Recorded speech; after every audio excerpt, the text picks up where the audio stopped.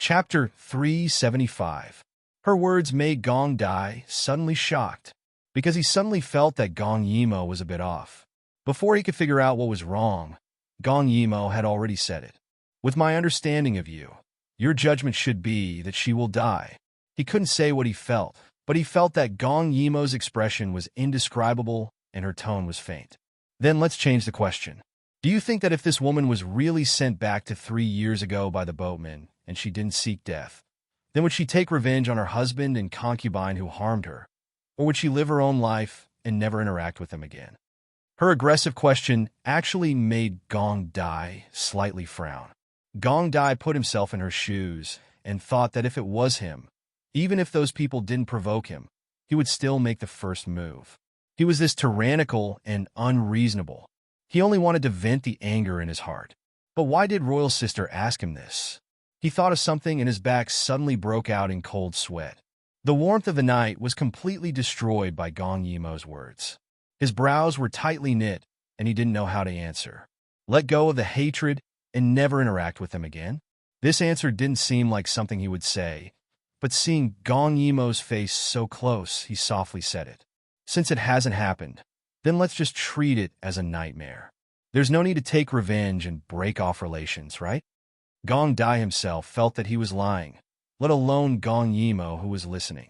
She softly nestled in his embrace and smiled. Her slender fingers grabbed his chest, and her head gently rubbed against his chin. They were so close right now, but Gong Dai felt a strange sense of danger, so he didn't speak easily. Gong Dai. She seemed to laugh until tears came out. Her large eyes looked up, and sparkling tears filled them. You're lying to me again. Her expression suddenly changed and became dangerous.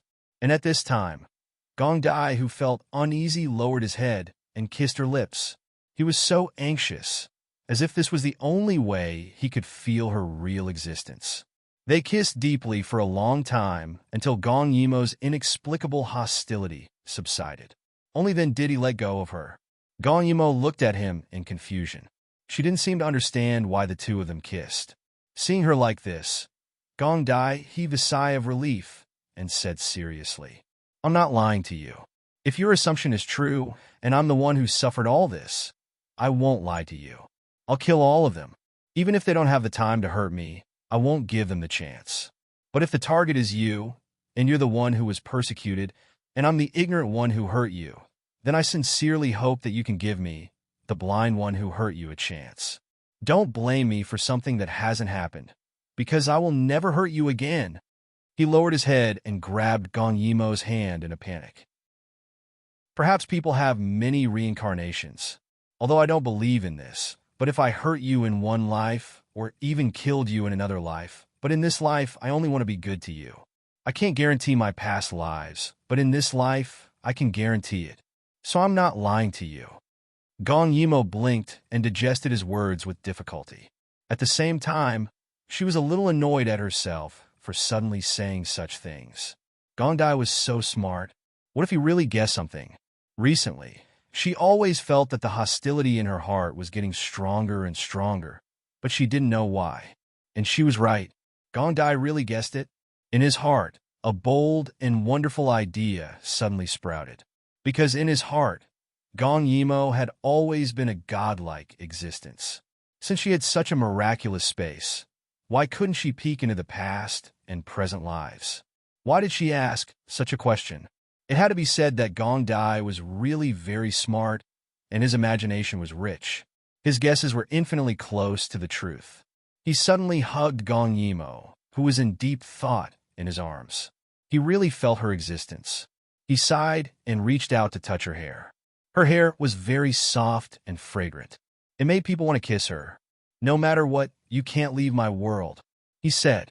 Even if his assumption was true, and Gong Yimo really could peek into the past and present lives, she came to his side for a special reason, and then left him because of the previous life. Then he would really be wronged, he said firmly. Even if you want to punish me, you have to stay by my side to punish me. You can't leave.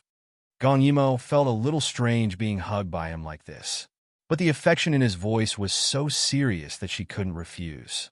At this time, Gong Yimo suddenly thought of something. She patted Gong Dai twice and then took something from her waist. Her expression was a little strange. This seemingly ordinary stone had not emitted any light after the first time.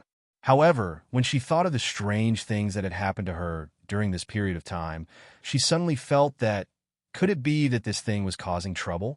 After all, it was regarded as a sacred stone by the Snow Clan. It shouldn't be just a symbol of status, right? The first time she touched this stone, she felt a little dizzy. This stone should have some hidden radiation. Gong Dai suddenly saw this stone and felt a little strange. But he felt that this stone seemed to have an inexplicable attraction to him. He couldn't help but reach out to touch it. At that moment, there seemed to be something in his mind, and he felt dizzy. Gong Yimo didn't have time to say anything. She saw him frowning and quickly asked him, "What's wrong?" In a daze, he heard Gong Yimo's voice. He felt his brain heat up. Before he could react, his body was already on top of Gong Yimo. Feeling the heat in his heart, he suddenly felt a little strange and asked, "What's wrong with me?" It was as if his suppressed subconscious was suddenly released. His body moved faster than his mind. Gong Yimo was also shocked. Then she looked at the stone in her hand. She suddenly had an idea. Did this stone contain some kind of radiation that could temporarily affect people's minds? But she had worn it for so long and felt that it didn't affect her much. So she boldly thought that it might have something to do with the will of the person who touched it. The weaker the will, the easier it was to be affected. It seemed that she had to find someone to test it. She immediately did as she thought, but Gong Dai was already on top of her. How could she bear to go down? At this time, the grass was covering them. No one could see what they were doing. Gong Dai, go down. I want to do an experiment. Wait. He suddenly smiled. His handsome face looked even more soul-stirring under the light of the fire. There's no hurry. Royal sister, you're almost an adult. He lowered his head. Their hair and breath intertwined. When you're an adult, you're no longer a child. Gong Yimo crossed her arms and asked cautiously, "What are you doing?" Chapter 376. Gong Dai smiled and blinked as he asked her. His tone sounded like he was acting coquettishly. "Royal sister, when do you plan to give yourself to me?" Gong Yimo was stunned. She hadn't even agreed to be with Gong Dai yet, and this guy was already thinking about things that were inappropriate for children. But she really wanted it. Gong Dai looked at Gong Yimo with infatuation. For so many years, he had been thinking about how to devour Royal sister every day. His heart ached from thinking about it. You wish," Gong Yimo said angrily. Her face flushed red, and she didn't know why, but she suddenly remembered the time when she was being treated like this on horseback, and her face turned even redder. Gong Dai, this guy, couldn't be thinking of using the ground as his bed and the sky as his blanket to do something, right? In reality, she was overthinking. How could Gong Dai treat her so casually? "Royal sister, close your eyes." Why would Gong Yimo listen to him? Her eyes were wide open. Gong Dai laughed inwardly. "If you don't close your eyes and continue to look at me like this, I won't be able to control myself." When Gong Yimo heard this, she really did close her eyes tightly. Gong Dai laughed inwardly as he looked at her. His body couldn't hold it in anymore, but it didn't matter. He could endure it. After all, Royal sister was his. She couldn't run away. He lowered his head and kissed her eyes. Then, following her eyes downwards, he kissed the tip of her nose and then her lips. The wind gently blew the grass, revealing Gong Dai's slightly raised back. If the people at the campsite saw this, they might think that they were doing something. Gong Yimo panicked. She hugged Gong Dai's back and pressed it against his. The two of them were instantly intimate. Even Gong Dai widened his eyes and looked at her in surprise. His gaze instantly turned fiery. She really wasn't inviting him. Gong Yimo felt like crying. Gong Dai lowered his head and chuckled in her ear. "Royal sister, this is the first time you've taken the initiative." As he spoke, he kissed her earlobe sincerely. It was soft and ticklish. At that moment, Gong Yimo could not help but let out a soft moan. In the next second, she wished she could bite off her own tongue. Needless to say, Gong Dai was so aroused by her soft voice that he almost couldn't control himself. He almost wanted to eat her alive. Gong Yimo wished she could find a hole to hide in. She was too ashamed to continue living. Fortunately, the two of them restrained themselves. Gong Yimo hadn't let go of the knot in her heart, but after resisting for a while, she actually let him go. As for Gong Dai, he didn't want to take her so casually. However, he didn't hold back on kissing or hugging her. That kind of careful touch made both of their souls tremble. It was exciting and made them want more. From time to time, they would whisper sweet nothings and talk about the past and the future. Time passed very quickly. In the end, as the two of them kissed, a faint ray of light rose from the horizon and shone through the gaps between their overlapping bodies. A night had passed just like that. As Gong Dai kissed her, he himself was a little out of breath. As for Gong Yimo, needless to say, she had already turned into spring water and closed her eyes like a cat. Her sweet appearance made Gong Dai unable to get enough of kissing her. They kissed, and their lips were a little red and swollen. "Royal sister," he said hoarsely. He shouted hoarsely, but Gong Yimo's weak response almost melted his whole body. The gentleness in his eyes was more than sweetness. Because Gong Yimo was so obedient, it was a direct reflection of her inner heart. She treated him differently, very differently. He gently traced Gong Yimo's eyes with his fingers. They were moist, like a flower waiting to be plucked, as delicate as its first blooming. "In my life, the luckiest and happiest thing was to meet you." He said these words in such a serious manner in the morning, and after a night of entanglement, it would be a lie to say that she wasn't moved. Gong Yimo even felt her heart itch. At that moment, she couldn't wait to tell him the secret of her birth so that he wouldn't feel so pressured. But just as she was thinking about whether she should tell him, she felt a chill on her chest. Gong Dai, was he finally willing to tear off her clothes? Wait a minute. Why did she use the word finally? But soon, she felt that she was dirty because Gong Dai only put something under her outer clothes, and in the end, fastened it on Gong Yimo's chest. Gong Yimo looked down and saw that it was a soft armor similar to a tube top. Furthermore, it looked extremely unfamiliar. He had never seen such an armor before. Gong Dai's face was a little red because he accidentally touched Gong Yimo's chest. After being intimate for so long, he had actually been very obedient except for kissing and hugging. Today, because of this special reason, he touched where he shouldn't have touched, and it made his face red and his heart beat for a while. "This is a chainmail I personally made for you. It's specially made to protect your heart, royal sister. You're always causing trouble.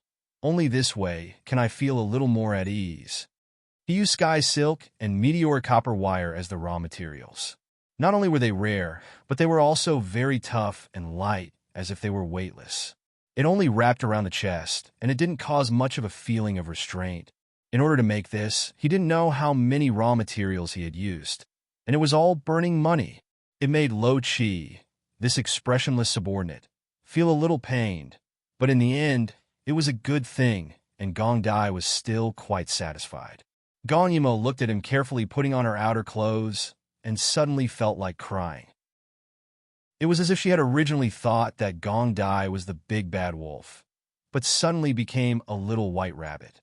So the person who hugged her and didn't let go last night was someone else? "This is your birthday present for me?" Gong Yimo touched her chest.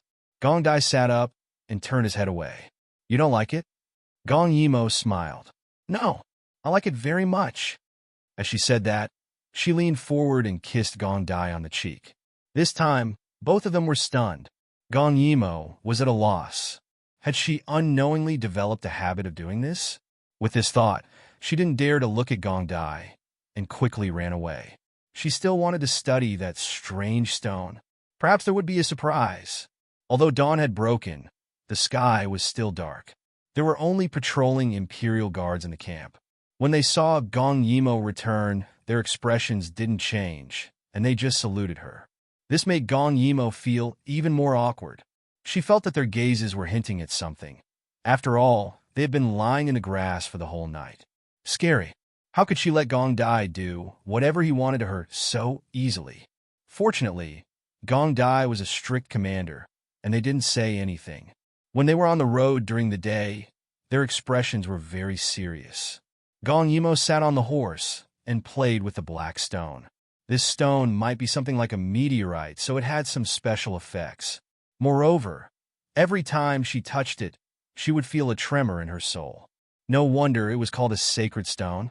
She didn't know why, but she felt that this stone was actually related to her. That faint connection was not clear in the past, but now was very clear. It made her a little puzzled. Chapter 377. In Yuheng Kingdom, Kim Yoon's ascension to the throne was basically what everyone expected, especially now that all the opponents had been eliminated, so the entire Yuheng Kingdom was very lively, showing that it was thriving. Tomorrow was the ascension ceremony, and most of the guests had arrived, but Kim Yoon had been waiting for Gong Yimo, so when he saw that there was still no news from her, he couldn't help but feel a little anxious. He even wondered if he should change the date. At this moment, the sound of porcelain shattering woke Kim Yoon up. He looked helplessly at his mother, Yun Jin, who was now the Empress Dowager, and sighed. "Mother, it's only 3 years of fasting. This is already the lightest punishment. Why are you still angry?" Yun Jin killed Jin Sheng with her own hands.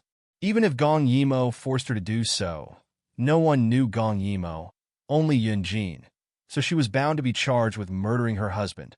When Kim Yoon came back, and Silla used this point to criticize him in order to rise to the throne. He said that Yun Jin killed her husband because she felt guilty, because Kim Yoon wasn't the emperor's child.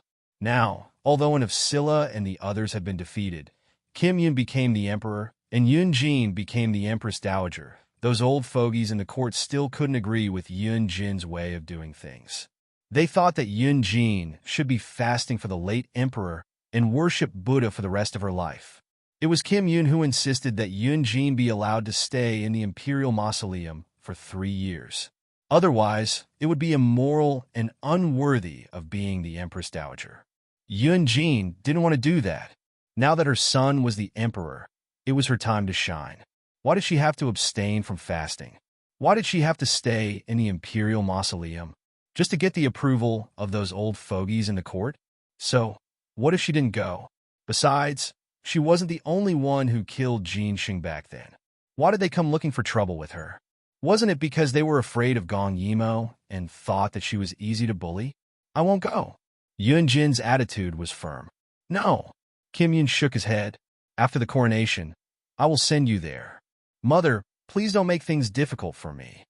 In fact, the reason why Kim Yoon was so determined to send Yun Jin away was not because he felt guilty towards Jin Sheng, nor was it to shut the mouths of those old officials. It was because Yun Jin had been too absurd in the past half-year. She seemed to have spent all her energy on men and was unable to resist those handsome and gentle men. In the past, she had only done it secretly, but now she was doing it openly. Although outsiders didn't know about this, Kim Yoon knew that he couldn't hide the truth. So he wanted to send Yun Jin away before the matter got out of hand. Then he could get rid of those men and kill 2 birds with 1 stone. Seeing that Kim Yoon was so determined and that he was indifferent to her for so long, Yun Jin gritted her teeth and had no choice but to tell him the real reason. "I can't go to the imperial mausoleum." Her voice became softer and softer as she looked at her lower abdomen, revealing a troubled expression. "Because I have a child." This was simply a bolt from the blue. Jin Sheng had only been dead for half a year, and she was actually pregnant. Kim Yoon turned pale with fright. He stood up from his seat with a bang. He looked left and right. Fortunately, everyone had been dismissed. Otherwise, he would have to silence her with murder for this kind of scandal. Yun Jin saw that Kim Yoon was staring at her with wide eyes. It seemed to be the first time he was so surprised and fierce. He stared at her as if he couldn't wait to give her a beating. Kim Yoon took a deep breath. "Imperial Mother, do you know what you're doing?" Yun Jin was stunned by the roar.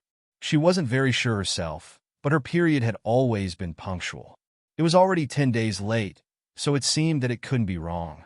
Because Kim Yoon had been busy with the ascension of the throne, this matter had been kept secret for so long. Seeing that she didn't speak, Kim Yoon's gloomy gaze fell on Yun Jin's lower abdomen. He squeezed out 2 words from between his teeth. Who's? Yun Jin shrunk her neck. It's Wang Jing. Kim Yun closed his eyes. Damn you, Wang Jing. That overwhelming hatred couldn't be suppressed. At this moment, his confidant walked over. As if he didn't see the stalemate between mother and son, he happily whispered something into Kim Yun's ear. Your Highness, Daiyu State's Princess Gugua and Daiyu State's Prince Qi have arrived. Should we immediately announce their arrival? Kim Yun's eyes lit up. Then he glared fiercely at Yun Jin. See them. But before he left, he ordered people to surround the entire Empress Dowager's palace. No one was allowed to enter. Only then did he go to the main hall to receive the guests. Immerse. They hadn't seen each other for more than half a year. But he almost forgot that Gong Yimo, she didn't come alone therefore. When Kim Yun saw Gong Dai, his expression couldn't turn around for a moment. However, Gong Dai didn't look at him. The two of them exchanged glances and then looked away. Gong Yimo called out, Kim Yun Gij. Her voice was clear and filled with joy. They hadn't seen each other for more than half a year. At the age of 18, she was like a flower bud that had just bloomed. With just one look, Kim Yun couldn't take his eyes off her. Kim Yun was also a beautiful person. Now his nobility had deepened. He couldn't be mentioned in the same breath as he was in the past. When Gong Yimo saw him, her greeting strangely turned into a compliment. After not seeing each other for half a year, Kim Yun Gij has become even more magnificent. Kim Yun was rather uncomfortable. This was what he wanted to say, but didn't dare to say. He didn't expect Immerse to say it first. On the other hand, Gong Dai was unhappy when he heard this. Although Royal Sister didn't mean anything other than a compliment, he didn't look bad either. Why didn't Royal Sister praise him like this when they met? Kim Yun glanced at Gong Dai intentionally or unintentionally. Then, he focused on chatting with Gong Yimo. However, after reminiscing about the past, Kim Yun couldn't help but let out a long sigh and asked Gong Yimo to ask, What's wrong? Kim Yun shook his head. If it was just Gong Yimo, he might have said it directly. However, there was also Gong Dai. He didn't want his love rival to laugh at him. However, Gong Yimo was very smart. She guessed it almost immediately. But your mother? Kim Yun nodded. Gong Yimo thought so too. Now that Kim Yun had great power in Yuheng, there was almost nothing to worry about. The only thing that could trouble him was Yun Jin. However, what did Yun Jin have that could trouble him? She suddenly thought of the time when she left Yuheng for Lu Yi. In the end, Yun Jin was crying in Wang Jing's arms. She suddenly had a strange association and said it out loud. She can't be. Gong Yimo's gaze fell on Kim Yun's abdomen. This suggestive gaze made Kim Yun's face turn red. Finally, he nodded. It was true. Gong Yimo was stunned. She didn't expect Yun Jin to be so bold. Jin Sheng had only been dead for half a year, right? She probably couldn't die in peace now. On the other hand, Gong Dai didn't understand because Gong Yimo was facing him sideways. He couldn't see Gong Yimo's gaze. However, seeing that the two of them didn't say anything and could communicate with just a glance, Gong Dai felt more and more unhappy. He felt that Kim Yun had unknowingly snatched away his exclusive. Chapter 378. Kim Yun chatted with Gong Yimo for a while and then went to work. When Gong Yimo and Gong Dai were about to rest, Yun Jin came to invite them. Kim Yun didn't want to let Yun Jin meet anyone, but when he thought that it was Gong Yimo, he was relieved and agreed to let them meet. Gong Dai didn't have a good impression of the Empress Dowager of Yuheng, so he wanted to accompany Gong Yimo. The person who came to invite them had no choice but to invite two people. It was also the first time that Yun Jin saw Gong Dai. Yun Jin had no immunity to good-looking people. Unfortunately, she didn't find anyone who was as good-looking as her son after searching for so long. It made her proud and helpless. So when she saw Gong Dai for the first time, she couldn't take her eyes off him. The people she met were all middle-aged men or young men. They were all mature. How could they be as fresh as Gong Dai? Not only were his eyebrows picturesque, but his temperament was also unique. It was a kind of temperament that perfectly combined handsomeness and coldness. He was like a banished immortal, just like the description in the book of songs that she read when she was young. But after knowing who Gong Dai was, she was a little unconvinced. Gong Yimo was really lucky. She had everything. It had to be said that Madame Yunjin was really a young girl with a happy heart. When Gong Yimo came in, she couldn't help but look at Yunjin's belly. She clicked her tongue in her heart. Even in modern times, a woman in her 40s was considered an advanced age. No matter how well Yunjin took care of herself, her body was still honest. She could still get pregnant. Then, when she saw that Yunjin kept staring at Gong Dai, she was a little dissatisfied. She blocked Gong Dai behind her and said to Yunjin, who was sitting at the top, "Why did the Empress Dowager summon me?" Yunjin frowned slightly. She felt that Gong Yimo was too casual. She was always talking about herself without any sense of identity. She said softly, "Gong Yimo, you've caused Aijia to suffer so much." Gong Yimo was stunned. "What have I done to you?" Yunjin reclined on the couch as tears streamed down her face. "If it weren't for your superfluous actions, forcing me to poison Jin Sheng, why would I need to guard the Imperial Mausoleum?" Gong Yimo felt a little regretful. After killing the Emperor, she only needed to guard the Imperial Mausoleum. This Kim Yun, it was because he couldn't bear to be ruthless towards his mother that he became bolder and bolder. However, Gong Yimo had always been rude to her. She said in annoyance, "You're right. I shouldn't have done that back then. Otherwise, you would have reincarnated by now. It seems like I've blocked your good future." "You." Yunjin's beautiful eyes narrowed.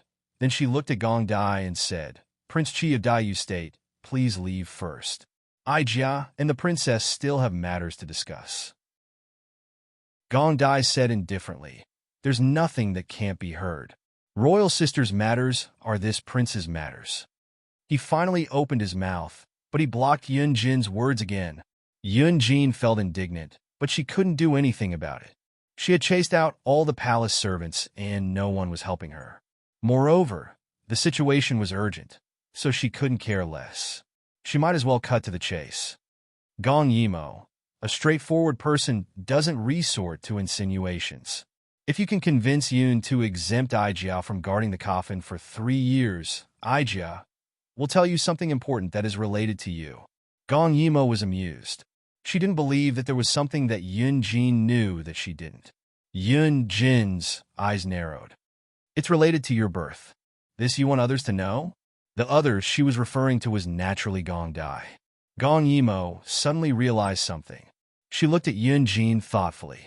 She was afraid that Yunjin would know that she wasn't the biological daughter of the Daiyu State's emperor. However, if she asked Gong Dai to leave now, it would be too hurtful.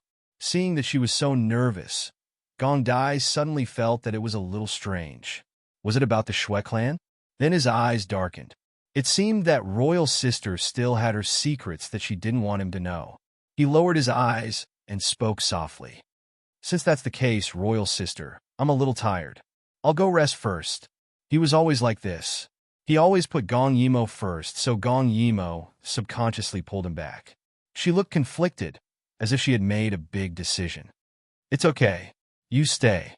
Seeing that Gong Dai was only surprised for a moment, and then looked at her with a smile, Gong Yimo sighed in relief. Then, she looked at Yunjin nervously. Only the Empress Dowager, Emperor, and Changshi knew that she wasn't the biological daughter of the Emperor. And for the sake of the Emperor's reputation, these 4 people definitely wouldn't speak carelessly. As for the Shui clan and Lu Yi, even if they found out that she wasn't the Emperor's biological daughter, it didn't matter. They wouldn't spread the news here.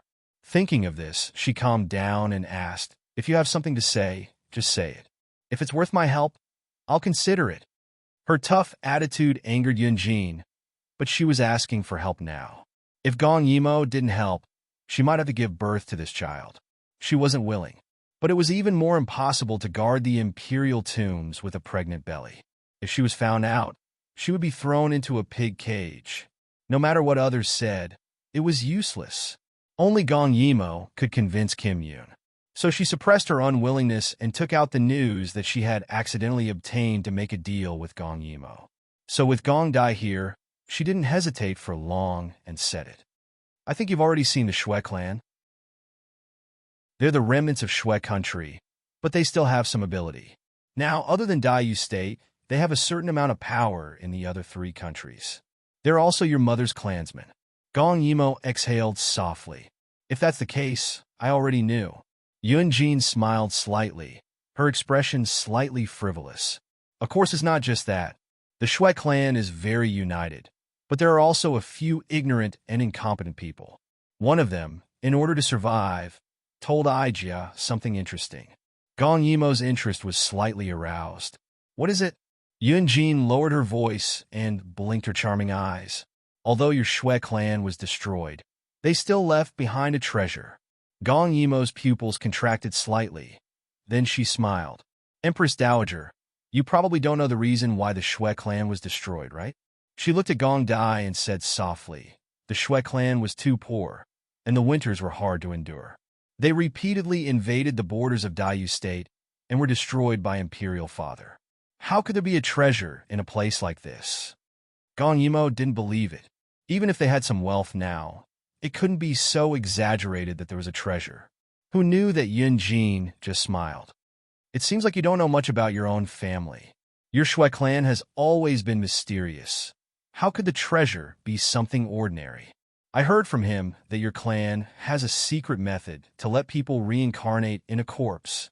It's hidden in the treasure. I don't know if it's true or not. The words reincarnate in a corpse made Gong Yimo frown deeply. She didn't believe in these things.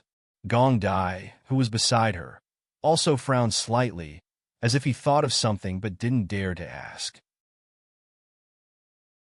Chapter 379. Yun-jin's red lips parted slightly as she sighed. I wonder if this information is enough for you to help Ijia once? Gong Yimo rolled her eyes. It's fine if you don't want to guard the Imperial Mausoleum, but you don't want to give birth to this child, do you? If she gave birth to this child, how much trouble would it bring to Kim Yun in the future? Yun-jin glared at her. Can't you see that Gong Dai is right there? Even if Gong Yimo knew the reason, couldn't she be a little more reserved? But now wasn't the time to be reserved.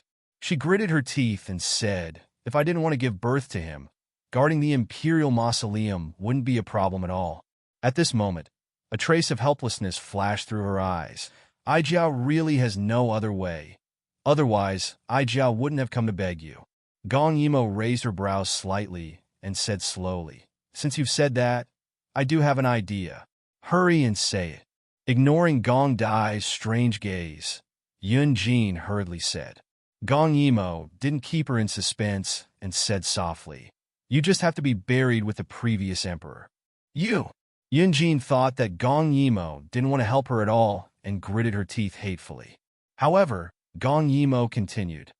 Let Kim Yun give the child's father a piece of land, then change your name and marry him. Wouldn't this kill 2 birds with 1 stone? You and the person you love live together, and those officials in the court won't always find fault with you just because they don't like you. Moreover, when you're in the fief, won't you be able to do whatever you want? Even Kim Yun won't be able to control you. Gong Yimo smiled slyly. Of course, this also depends on whether your child's father is willing to be a shield. After all, you're no longer the Empress Dowager, who knows if he's sincere towards you. But even if you aren't the Empress Dowager, with Kim Yun's respect for you, even if that person becomes the head of a territory, it wouldn't be a problem for him to still respect you. It had to be said that Gong Yimo's words really hit the bottom of Yun-jin's heart. She hated being stared at by those old courtiers the most and corrected her mistakes. If she was buried with the late emperor, she could still reverse her infamy and gain a good reputation.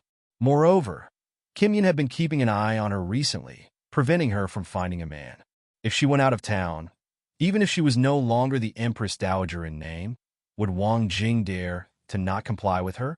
Wouldn't she be able to get whatever she wanted? However, she was a little worried that Wang Jing, who had always been obedient, would change. However, she had Kim Yun to back her up, so she was not afraid of anything. With that thought in mind, she asked softly, what if Yun doesn't agree? Gong Yimo said with a smile, I'm a very trustworthy person.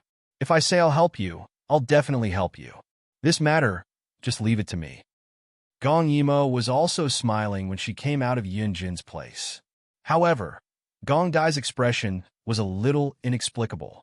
Gong Yimo thought that he was shocked by Yun Jin's pregnancy and couldn't help but say, "Are you shocked? How can there be such a bold woman in this world?" Gong Yimo led Gong Dai to their residence with ease. She remembered the entire Yuheng Imperial Palace very clearly. Moreover, Kim Yun was really fast. The traces that she had burned back then were almost nowhere to be seen now. It was as if that incident had never happened. Gong Dai followed behind her and suddenly asked, "Royal sister, why are you helping her?" After all, Yun Jin was unfaithful. Even if she was found out, she deserved to be punished. Gong Yimo rubbed her chin and raised her eyebrows slightly. "Don't you think this is very interesting?" She chuckled. "Back then, this woman made things difficult for me and made things difficult for me. Now that I've set her up, there's nothing bad about it. She was too well protected. Even after becoming the Empress Dowager, she was still so naive. She didn't think that if she wasn't the Empress Dowager and that man became the head of the land, how could he still be manipulated by her? Even if Kim Yun supported her, it would be too far away. When that time comes, it'll be fine if she behaves herself. If she's still like this, then her life will be very exciting. I'll be able to take revenge while I'm at it." Speaking of this, she sighed softly. "And there's still an unborn child. It's innocent. If it can live, then let it live."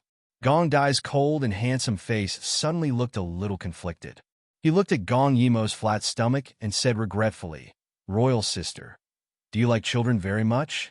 He was a little annoyed. If they didn't have this blood relationship, it would be great to have a child like Royal sister. It would be very blissful. It felt as if he had a big royal sister, just like Momo when they were young. It was the second thing he looked forward to. Gong Yimo was stunned. Then she burst out laughing. Gong Dai frowned slightly. This was clearly a sad thing. Why was the royal sister still laughing? Gong Yimo saw that she was looking at her. She stopped smiling and said proudly, "Oh, you're not even fully grown yet, and you're already thinking of such nonsense. I'm not going to talk to you." Her words caused Gong Dai's face to darken. In Gong Yimo's world, she was still half a year away from 18. She was indeed very young. But wasn't this world better? Gong Dai gritted his teeth. If it wasn't for the fact that there were people coming and going on the palace road, he would definitely let the royal sister see if he was fully grown. The two of them bickered like this, and a day passed. The next day, Kim Yun's coronation ceremony arrived as scheduled. Gong Yimo heaved a sigh of relief. She really came at the right time. At this time, Kim Yun had already finished tidying up. Wearing a dragon robe and a golden crown, he was simply too handsome. Because this outfit suppressed the feminine parts of his body, leaving only a heroic and handsome aura. The heavens were really biased. Gong Yimo looked at the beauty in front of her, but she forgot that in other people's eyes, she was also a great beauty. She was the product of the heavens' favoritism to the bones. Hearing Gong Yimo's words, Kim Yun slightly frowned. There were still 2 hours before the coronation ceremony, but now he was having a headache for his mother. "Do you really want to do this?" Kim Yun was unwilling in his heart, because he was afraid that without him watching over her, his mother would become more and more unscrupulous. He was also afraid that without the identity of the Empress Dowager, someone would bully her. Looking at it like this, they didn't look like mother and son, but more like father and daughter. "Do you have a better idea?" Gong Yimo retracted her admiring gaze and said with a solemn expression, "If you don't get rid of her identity as the Empress Dowager now, it's very likely that the one who will inherit your position in the future won't be your child, but your younger brother." Her words were a bit heavy, but Kim Yun had always listened to her words. Hearing this, he couldn't help but reveal a thoughtful expression. But in his heart, he felt that it wasn't important who would inherit the throne. In the end, that person had the qualifications and ability to sit in this position. His thoughts were easily detected by Gong Yimo. She couldn't help but smile and call out softly, "Kim Yun." He raised his head to look at her. A pair of sparkling eyes, as well as a cinnabar mole at the corner of his eye, made him look indescribably beautiful. At such a young age, he held great power in his hands, and he was handsome. Kim Yun had already obtained the best of everything in this world. Gong Yimo sighed slightly and said with a heavy heart, Do you know that you are the emperor now? Chapter 380. Kim Yoon was shocked. In fact, everything had happened too naturally. He did not know much about the change in status. Was there a difference between being an emperor and being a prince? Gong Yimo sighed. Now, she felt like she was the old mother. You, from now on, you are the emperor of Yuan. You no longer belong to yourself. Your only responsibility and obligation is to make Yuan prosper. Everything in the past is in the past. From now on, what you yearn for and care about should be the country of Yuan. Kim Yoon's eyes suddenly flashed with pain. He understood what Gong Yimo meant. But was this the price to pay for being an emperor? He looked at Gong Yimo and frowned slightly. Can't I even choose the woman I like? Gong Yimo covered her mouth and smiled. That's great. I'm really flattered that you all like me so much. But have you ever thought about reality? Although she was smiling, her tone was serious. If you really marry me, do you think I can bring more benefits or more disadvantages? Not to mention the benefits, the disadvantages were more obvious, right? Kim Yoon was no longer the Kim Yoon of the past.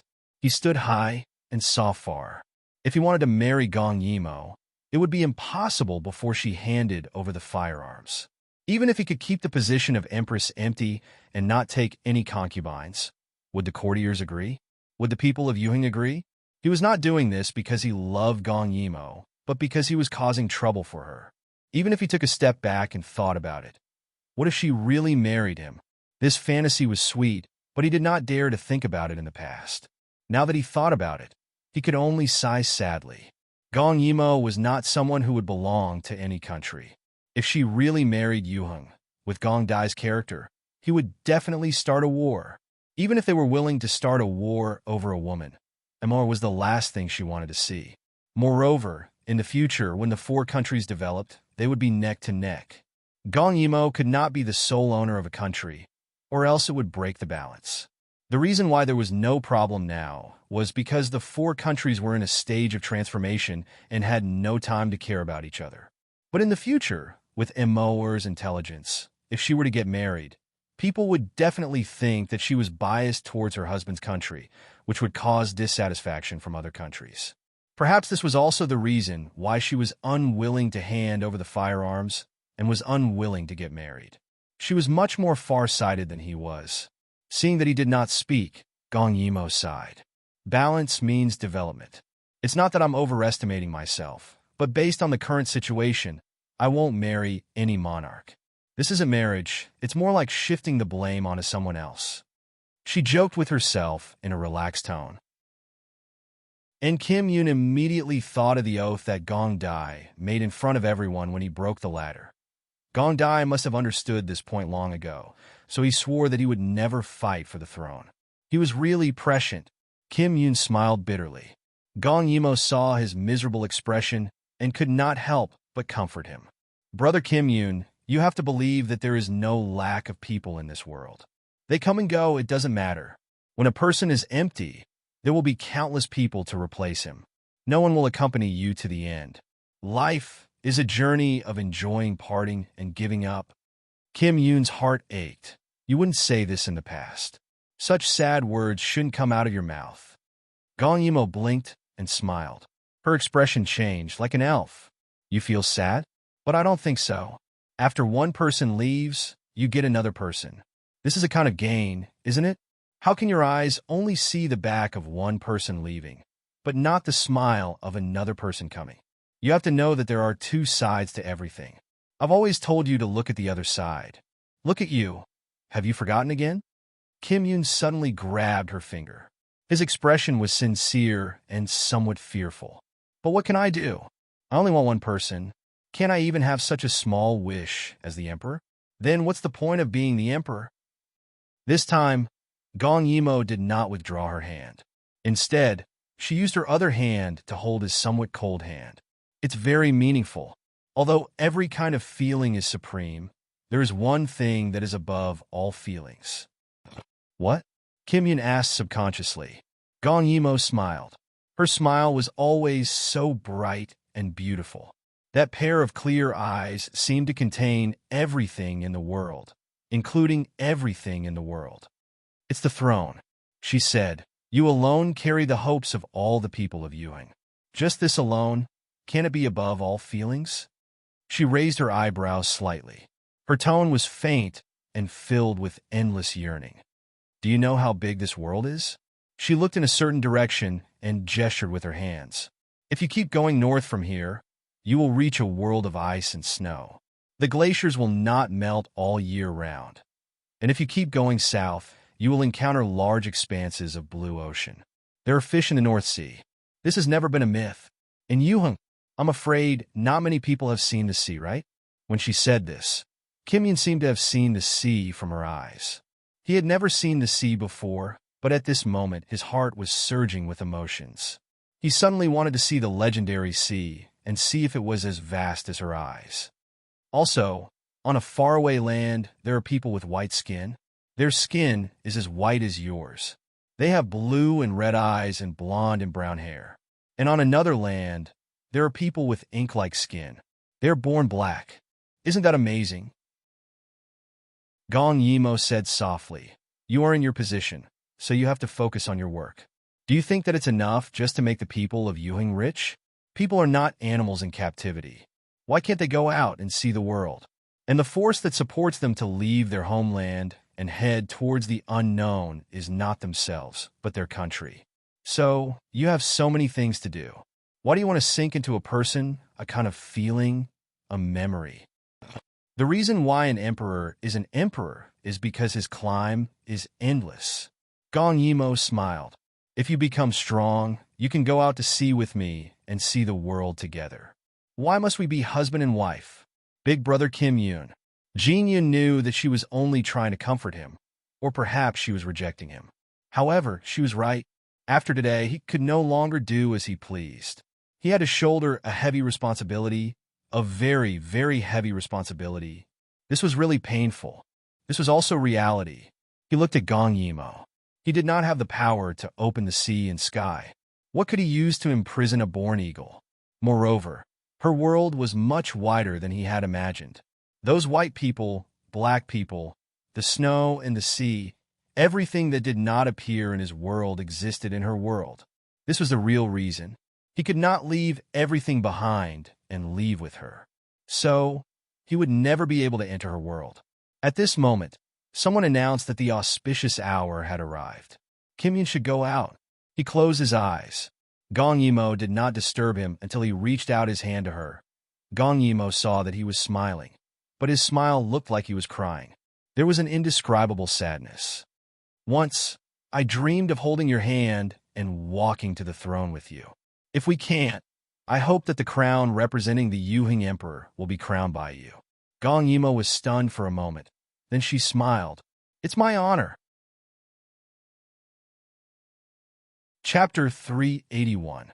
The four countries sent their congratulations, and hundreds of officials knelt in welcome. Outside Yuheng's newly built Tianqi Hall, both sides of the 399 white jade steps were filled with people. This scene was grand, and it indicated that Yuheng had turned a new page.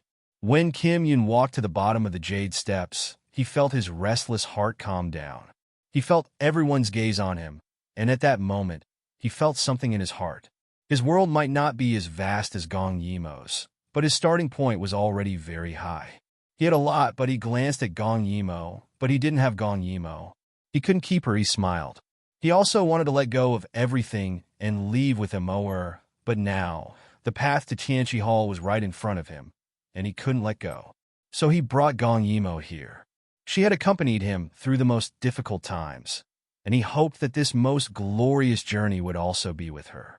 The appearance of the two immediately caused a huge uproar. There was no other reason, because at this time, even the Empress couldn't stand by his side. Immediately, a minister came forward to object.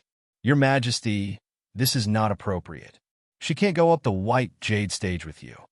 Jin Yun faintly glanced at him.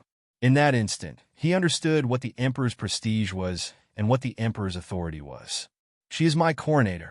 Kim Yun said this, and it was considered an explanation. That person was even more shocked. Wasn't the coronator already decided? Was it Grand Tutor Wu Jian? Grand Tutor Wu Jian had been a senior official for 3 dynasties, and only he had the qualifications. And this girl, if he wasn't wrong, this was Dai Yu State's princess? What kind of scandal was this? This is not allowed. Your Majesty, please reconsider. As soon as he said this, all the ministers hurriedly shouted, Your Majesty, please reconsider. Kim Yun held Gong Yimo's hand as they stood at the bottom of the white jade steps. Suddenly, he revealed a smile that Gong Yimo was familiar with. His smile contained confidence. The Kim Yun who was originally only dazzling on the stage had come alive. He had completely transformed, becoming a stage anytime, anywhere. The humble and courteous second prince was not here. He was the emperor of Yuheng and had his own edge. We have decided. It's her. It's her. This was a notice, not a question. This? The old official's eyes widened as he raised his head. Kim Yun had already brought Gong Yimo up the white jade stairs. Kim Yun's tough attitude was a clear indication of his determination. What could these old officials say, no matter how old they were? Thus, the officials no longer made a sound. They watched as this person, who did not belong to Yuheng, was pulled onto the high platform by the emperor. What did it mean to be the center of attention? This was what it meant to be the center of attention. Gong Yimo could not get used to Kim Yun's sudden change. She was pulled up high by him. At the top were the envoys from the 4 countries and the various kings. They watched as Kim Yun forcefully brought a woman to accompany him on this heaven-like platform. This was an honor that even the empress would not have. But when they saw who the woman was, they were strangely calm. The Dai Yu State's envoy stood behind the pale-faced Gong Dai. He secretly thought to himself that their Dai Yu State's princess was really shameless no matter where she went. Lu Ye's envoy was thinking that it was fortunate that the king did not come. Otherwise, he would definitely go berserk. As for Yu Qi's envoy, he was deep in thought. He glanced at Gong Yimo and revealed a scheming expression. But Kim Yun did not notice any of this. He pulled Gong Yimo past all the envoys and walked up to the highest platform. At that place, other than the person holding the imperial crown, there was no one else who could stand there. That person was Imperial Tutor Wu Jian. At this moment, he had already retreated a stone's throw away. When he saw Kim Yun come up, he quickly knelt down and raised the golden plate in his hands. That imperial crown was placed in front of Gong Yimo. Princess, please crown His Highness. Imperial Tutor Wu Jian was an old man in his 70s. He could clearly see that today's crown was being crowned by Dai Yu State's Gu Country's princess. He was one of the earliest people to follow Kim Yun. He knew how important Gong Yimo was in Kim Yun's heart. It was no exaggeration to say that without Gong Yimo, there would be no Kim Yun. Even Yuheng's situation would change. Therefore, he knelt down because she deserved it. Wu Jian was definitely the authority in the hearts of all the old officials. They were still in a daze. But since Imperial Tutor Wu Jian had knelt down and willingly gave up the honor, what else could they say to make the new emperor unhappy? Therefore, they all knelt down and shouted in unison, Princess, please crown His Highness. Princess, please crown His Highness. The shouts were deafening and could almost be heard in the entire Yuheng imperial palace. Gong Yimo turned around and saw hundreds of officials kneeling on both sides of the jade platform. When they knelt, the palace servants and guards all knelt down as well. Layer by layer, they were like dominoes that stretched out to the outside of the square. Their expressions could not be seen, but at this moment, their status was at her feet. So what if this was Yuheng? On the highest platform, Kim Yun actually knelt down on one knee. He looked at Gong Yimo with a sincere expression. Please crown me. At this moment, the originally stunned Gong Yimo suddenly felt sour in her heart. Kim Yun, he had completely placed her in the highest position, so much so that on this day, he was willing to lower his head and let her crown him. Now, in the entire Yuheng Imperial Palace, she was the only one standing. Today, Kim Yun should be the most dazzling one, and this honor was given to her. Gong Yimo suppressed the surging emotions in her heart and personally removed the crown from Kim Yun's head. She lifted the crown on the golden plate with both hands and held it high above Kim Yun's head. Yuheng's fourth emperor, Kim Yun, please raise your head. According to convention, Gong Yimo could represent the heavens and make Kim Yun swear 3 oaths. Therefore, her tone was solemn. When their eyes met, their hearts trembled. First, I promise to devote my life to the people and grant Yuheng prosperity. Yes. Kim Yun closed his eyes and solemnly replied. Gong Yimo looked at him. At this moment, she actually felt that Kim Yun was in pain. Why was he in pain? Second, I promise to devote my life to peace and grant Yuheng 100 years of peace. Kim Yun suddenly glanced at her and finally made this promise. Yes. Gong Yimo smiled and gently tied the crown on his head. The 12 strings of beads at the front of the golden crown covered his excessively beautiful eyes. At this moment, in Gong Yimo's heart, Kim Yun had already become the emperor. But in Kim Yun's heart, he thought of the night she had left Yuheng, the night he had danced for her, the night she had tied the crown for him. Now that he thought about it, it was still vivid in his mind, but the reality seemed to be a lifetime ago. If he hadn't missed her back then and caught her a little earlier, would the ending have been different? At this moment, he heard Gong Yimo's gentle expectation. Third, I promise to be happy. Kim Yun suddenly looked at her. At this moment, the beads on his forehead collided, showing the turbulent emotions in his heart. Chapter 382. Gong Yimo said softly as she adjusted his crown. In my opinion, there's nothing more important than your happiness. Kim Yun Gij, can you promise me? Kim Yun's lips tightened, loosened, and tightened again. This moment was so unbearable. Finally, he took a deep breath, lowered his head, and responded with a single word. Yes. Gong Yimo smiled and helped him up. The moment their hands clasped, it was like the scene in his dream, when Mo became his empress. But reality was so cruel that he had to recognize that this was only an ascension ceremony. He held Gong Yimo's hand tightly, unwilling to let go. Then, he led Gong Yimo to face the crowd. At that moment, Wu Jin kowtowed for the first time and said loudly, Emperor ascending the throne, cheers. All the officials hurriedly kowtowed and cheered. Long live! Wu Jin kowtowed again. Cheers, long live! Cheers again! Long live!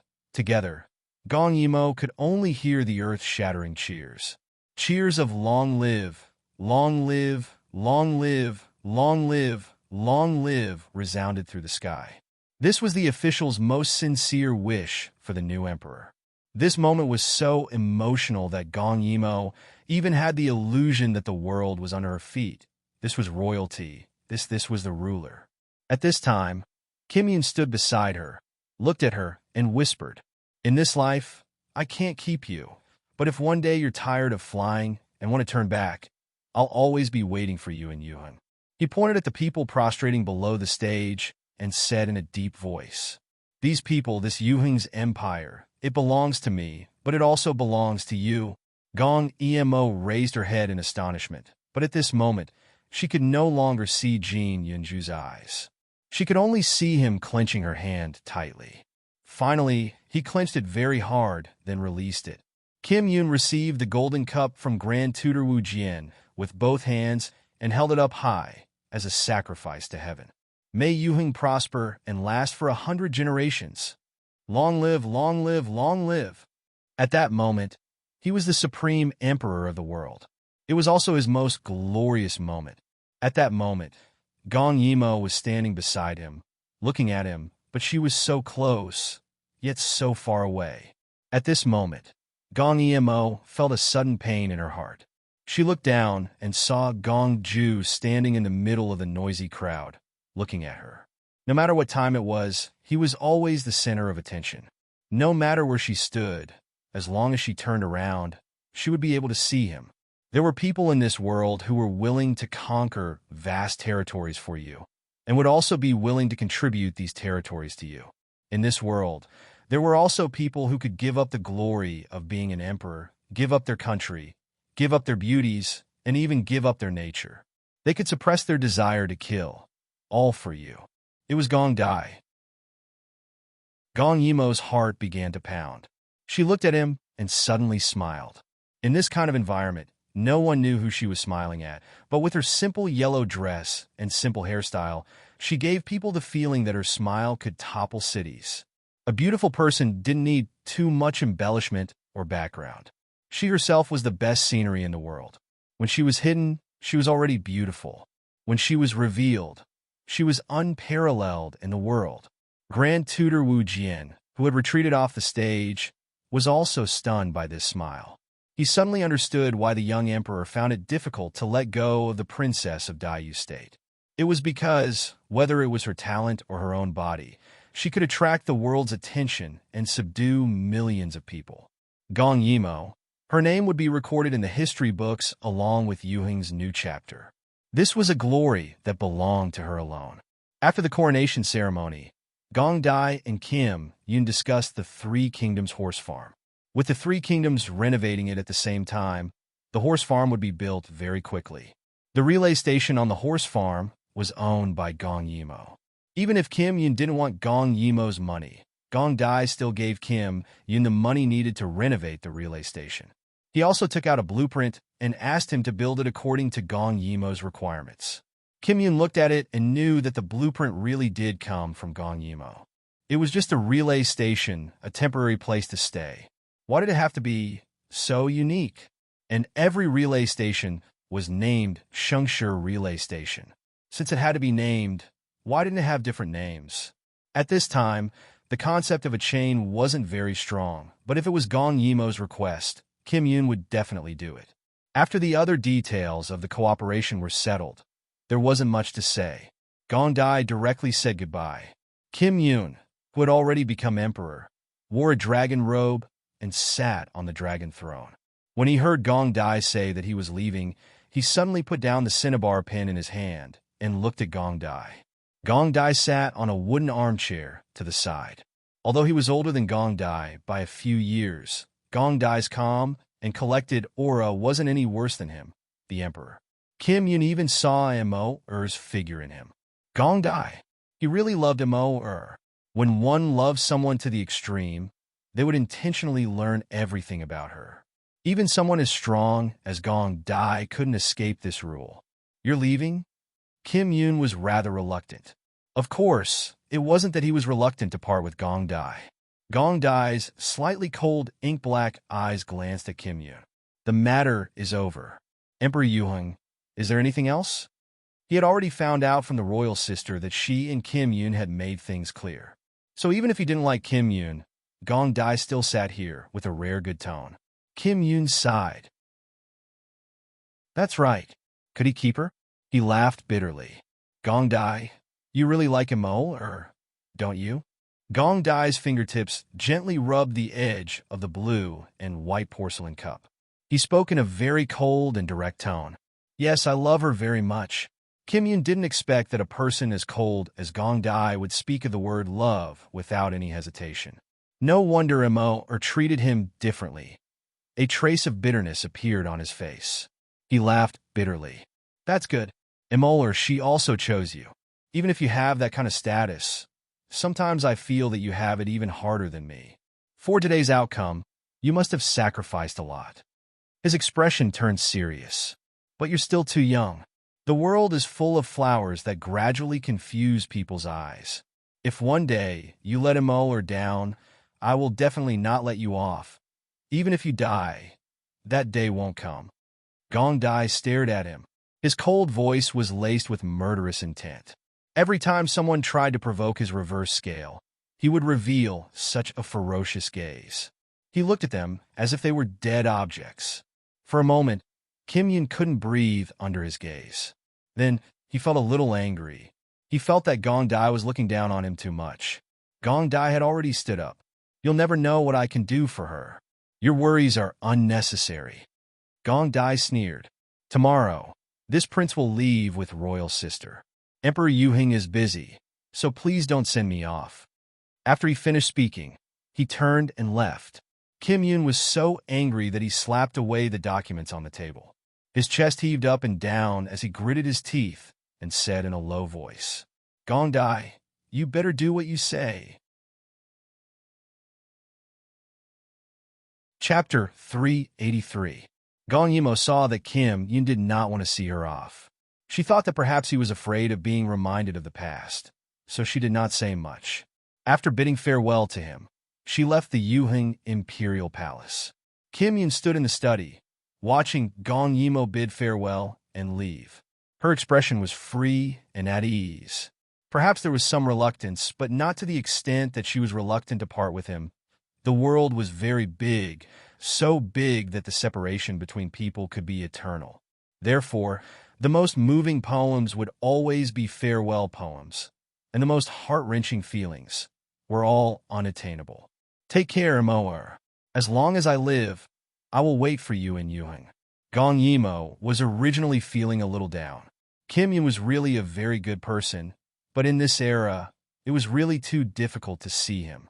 Perhaps the next time they met, he would already have a wife and children and would have forgotten her. Gong Dai saw that Gong Yimo was not in high spirits and frowned slightly. He urged his horse forward and said something that she might be interested in. Royal sister, this is the former snow country. Do you want to see the treasure that the Empress Yuheng mentioned? Gong Yimo was taken aback and then smiled. They said it was a treasure.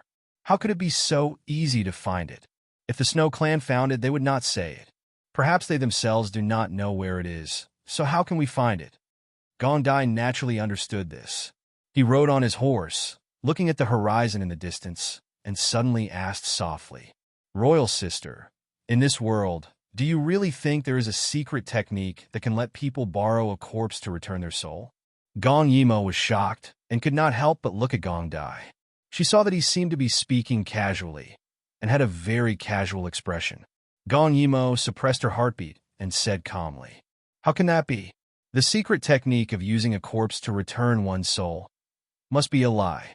Even if there really is someone who can use a corpse to return their soul, it is definitely a coincidence. The secret technique does not exist. Gong Yimo was very sure that the world she was in was very real. From the Han Dynasty to the present, it was a different time and space of Earth. Perhaps it was related to the theory of parallel space, but there was no such thing as ghosts and gods. And perhaps she accidentally encountered a time and space crack, and her body mutated so she could break the time and space barrier again and again. But Gong Dai only heard one sentence, and that was what the royal sister said. If there really was someone who could use a corpse to return their soul, it must be a coincidence. His heart was pounding. If there really was someone who could use a corpse to return to life, then would that person be the royal sister? This could explain why she to the present, of course, the things that she did not to the present. Until now, she to the present, to the present, to the present, to the present, to the present, to the things she do not to the things that she did. Perhaps thinking deeper, she was an otherworldly person who suddenly appeared in this body. Would there be a day when she would leave this body, and he would not know? No, what was he thinking? Gong Dai pursed his lips tightly, and at this moment, Gong Yimo suddenly pointed at the city wall in front of them and smiled. Gong Dai, we have arrived at Wansheng. Gong Dai regained his senses and looked. Indeed, it was Wansheng. Last time, he caught the royal sister here, and the royal sister also activated the 6th stage of martial arts, unity of heaven and man here.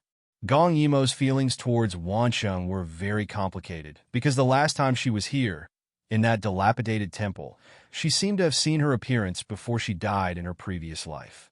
But this time, her heart was much calmer, and she wanted to bring Gong Dai to take a look.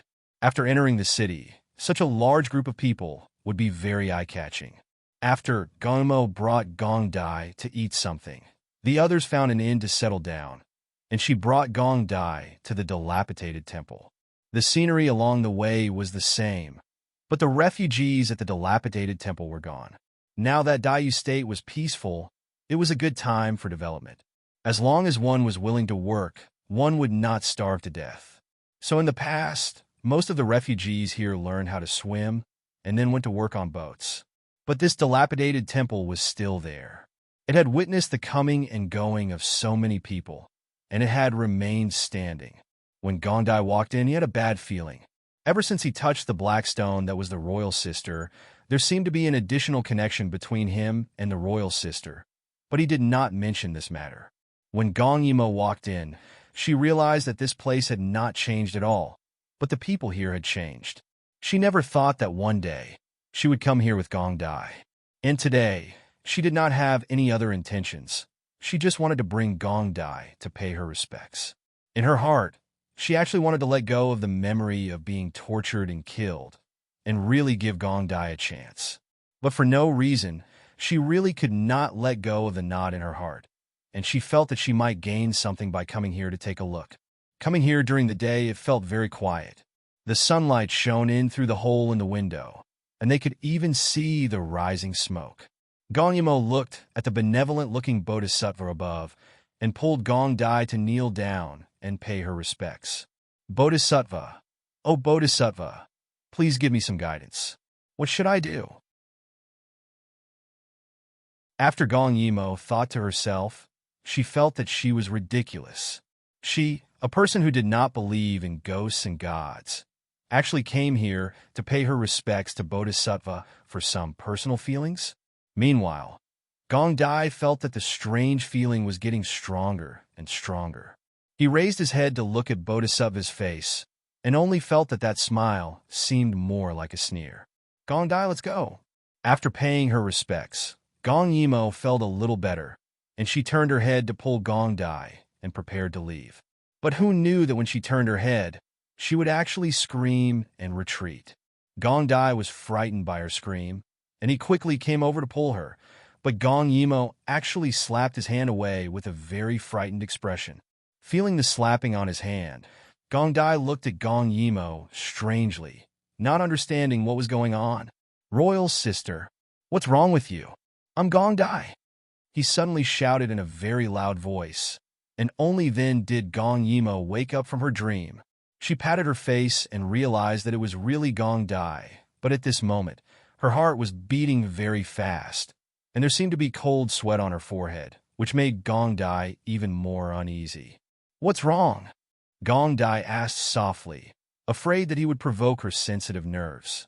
Gong Yimo smiled with a pale face. Nothing, maybe I've been too tired recently, and actually started hallucinating. Wasn't it just a hallucination? When she turned her head just now, the person she saw was not the current Gong Dai, but the regent from her previous life who sneered and broke her finger. The feeling just now was too real. When he turned his head and sneered at her, it was as if she had returned to the death row in an instant. Gong Yimo touched the stone at her waist. It seemed that this thing might still affect her. It might be useful, but it seemed to be more harmful. However, she looked at Bodhisattva strangely, and her heart was suspicious. Was there something wrong with this rundown temple? She stared up and suddenly felt that the cinnabar mole between Bodhisattva's eyebrows seemed a little strange. Chapter 384. Why was it strange? Because the Bodhisattva had been in disrepair for a long time. The paint on her body had faded. However, the cinnabar between her eyebrows was still very bright, like a bead embedded in it. After Gong Yimo felt a little better, she inexplicably went forward, climbed up the lotus seat, and reached out to touch the protrusion. Gong Dai, who was standing below, was still a little confused. He always felt that royal sister was avoiding him, so she turned to look at the Bodhisattva. But why? He clearly did not do anything, so why was royal sister sometimes afraid of him? He only wanted to love her. Gong Yimo's heart was pounding, not because of the Bodhisattva in front of her, but because the illusion just now was too terrifying. She did not know how to face Gong Dai. At this moment, she hoped that Gong Dai would stay as far away from her as possible. In this moment of absent-mindedness, she reached out to touch the cinnabar between the Bodhisattva's eyebrows. As a result, something strange happened. Be careful. Gong Dai immediately flew forward to catch Gong Yimo, but it was too late. The two of them fell into the tunnel together, and as soon as they fell, the Bodhisattva rose up again. It looked as if no one had been here before. The two of them fell vertically at first, then finally landed on a slope and rolled down. Gong Dai quickly used his body to protect Gong Yimo, and Gong Yimo was one step faster to protect his head. As a result, the two of them did not suffer any injuries after falling down. Are you okay? Gong Yimo quickly asked. There were many strange protrusions along the way, and Gong Dai must have suffered a lot of internal injuries in order to protect her. I'm fine. In the darkness, Gong Dai quietly glanced at Gong Yimo.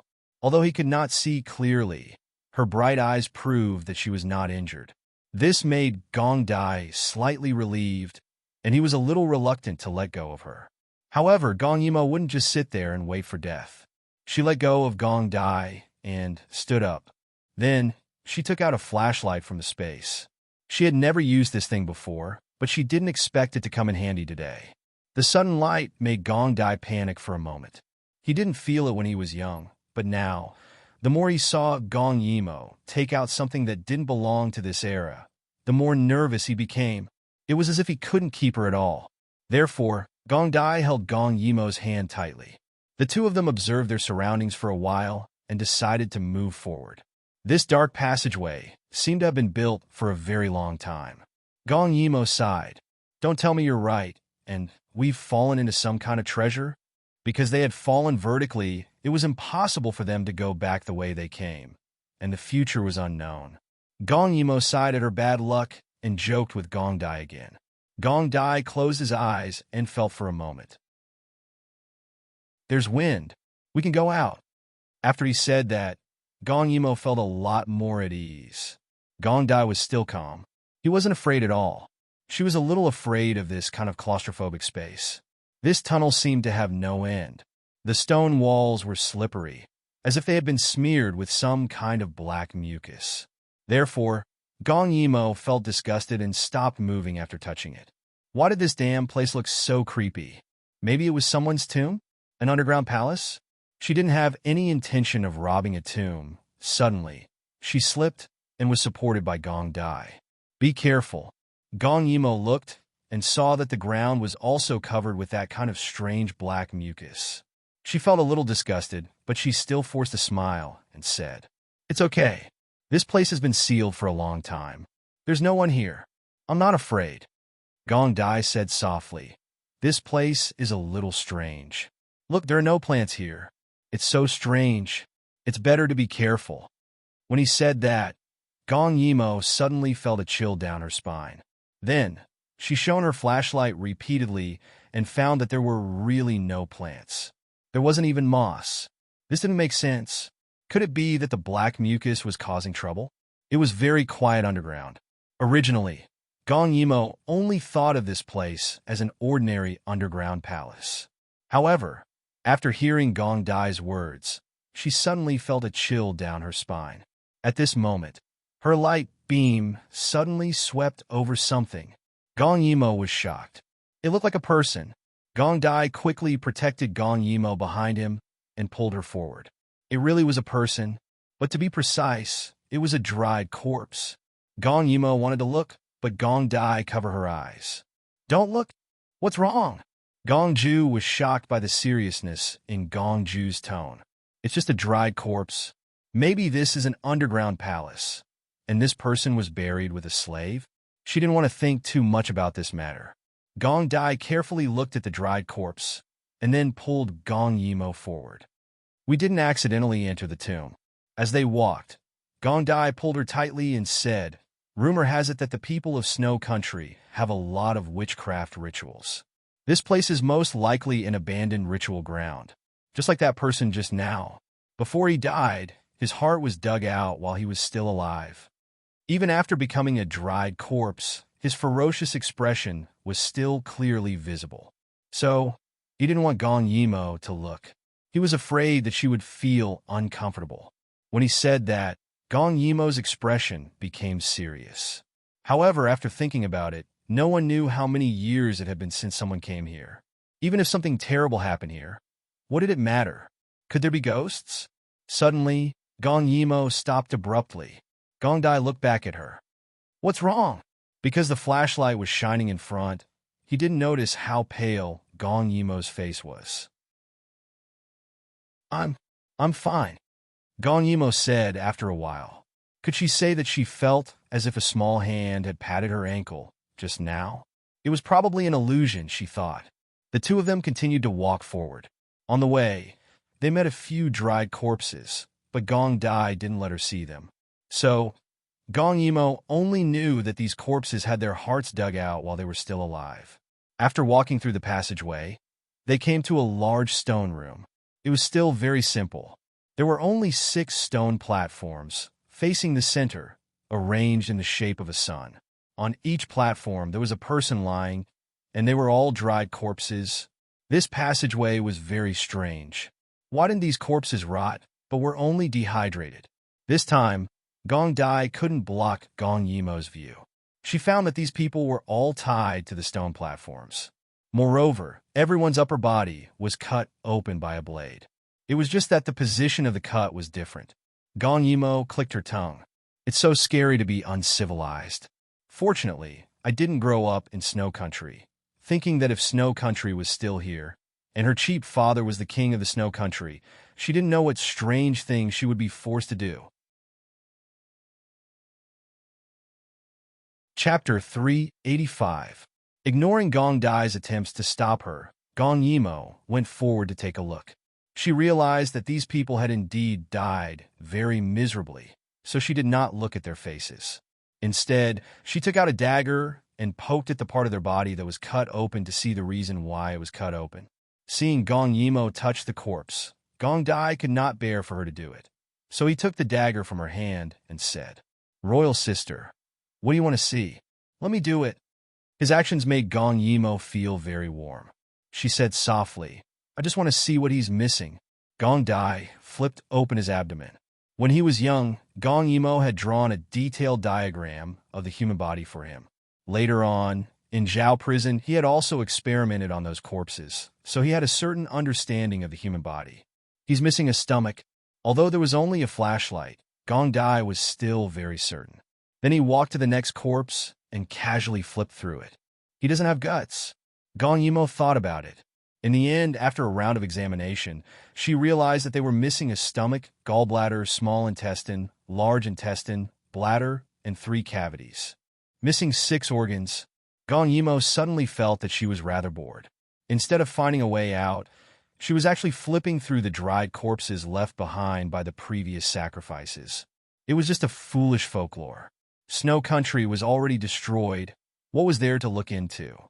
Then they continued to walk forward. There was another long and narrow corridor, and then they arrived at another stone room.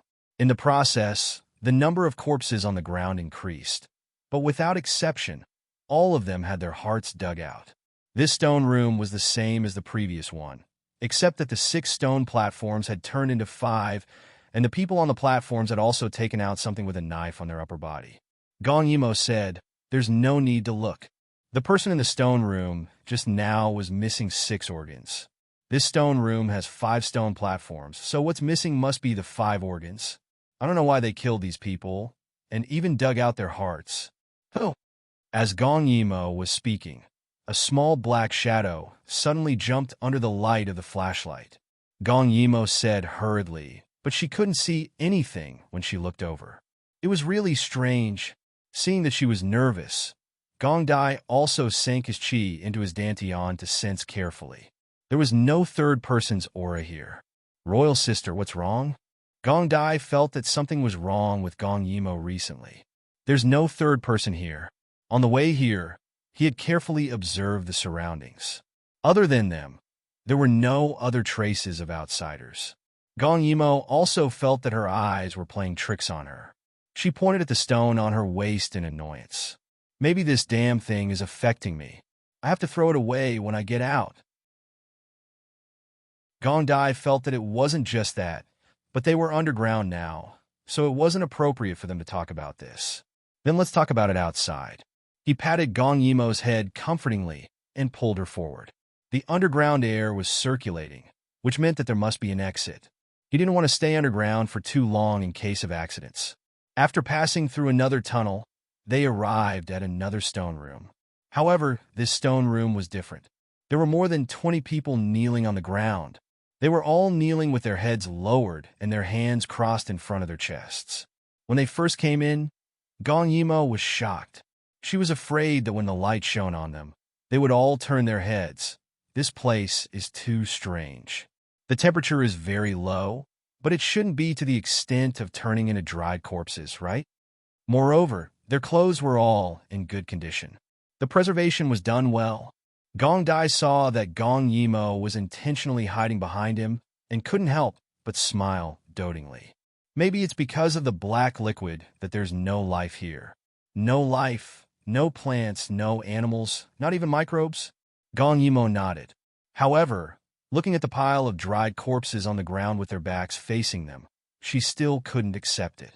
What are they doing? Gong Dai saw that there was an exquisitely carved stone seat in front of them. In front of the stone seat was a large cauldron, and these people seemed to be devoutly welcoming someone, maintaining their kneeling posture even after death. Gong Ju gently pulled her by the hand and led her to the stone seat. When they passed by the large cauldron, Gong Yimo glanced at it and almost vomited. She was wondering where the hearts that were dug out went. She didn't expect that they were all soaked in here. In the black, viscous water, the hearts didn't dry up. That was amazing. From the position of the stone seat, they could see the faces of the dried corpses. Although it wasn't very clear, they didn't seem to be struggling. All of them had their heads lowered and looked at the ground, as if they were willing to die. Without exception, all of them had sacrificed their hearts. At this moment, Gong Yimo discovered something and exclaimed, "Gong Dai, there are words behind the stone seat." Gong Dai walked over to take a look and discovered that the words were unique to the snow country. Fortunately, Gong Dai had a photographic memory and actually knew what was written here. So, this is really the place where the snow country sacrificed. Gong Dai saw something and narrowed his eyes, but he still explained in a soft voice. When the snow country was destroyed, the remaining Snow Clan people harbored hatred in their hearts, so they wanted to use the secret method of reincarnation to summon the evil spirit and slaughter the country and the world. Gong Yimo couldn't help but frown when she heard this. These people are really... I don't understand their thoughts. Could it be that they killed so many people for such a non-existent matter? Slaughter the country and the world. Their imagination is quite rich. They don't want others to have a good life because they don't want others to have a good life. Gong Dai did not speak. His fingertips moved down, wiping away the dust, and continued to look at the words behind, and said softly, "What you think is a non-existent matter. These remaining snow country people have been preparing for nearly 4 years. The people who died were not all from the Snow Clan. At least in the corridor, just now, those people were selected by a secret method as living sacrifices. Only the people in this stone room are the ones that the Snow Clan is willing to sacrifice." Gong Yimo was even more depressed. The country has been destroyed for 4 years. In such a long time, instead of thinking about being down-to-earth and good people, they killed so many people to complete a meaningless sacrifice. So, the destruction of the snow country is not without reason. In her view, this was simply a lack of intelligence, but counting the time, so much time had passed. It had nothing to do with her. Let's go. Anyway, there are no treasures here. Let's get out of here quickly. It's too depressing to stay here. Gong Dai nodded and was ready to take her away. But at this time, the flashlight swept across. Gong Yimo's expression suddenly became serious. This time, she was sure that she was not hallucinating. "Gong Dai." Gong Yimo pointed at the group of corpses kneeling on the ground and said slowly and seriously, "Look at that person. When we came in, everyone was kneeling with their heads down. Why is he raising his head?" Gong Dai also remembered this, so he pulled out his sword and said to Gong Yimo, "Don't be afraid. Let's continue." And Gong Yimo frowned and looked at the corpse that raised his head. Because it was just a quick glance, she did not see anything at the back of his head. It was black and very strange.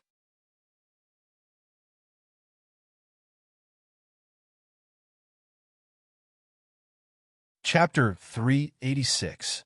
When they finally reached the end, there was no path in front of them. This didn't make sense. They were clearly breathing smoothly. Gong Yimo suddenly thought of something. She lowered her head and shone the flashlight on her ankle. It was fine if she didn't shine it, but when she did, her heart skipped a beat. "What's wrong?" Gong Dai's voice echoed in the space. It was already cold, but now it sounded even colder.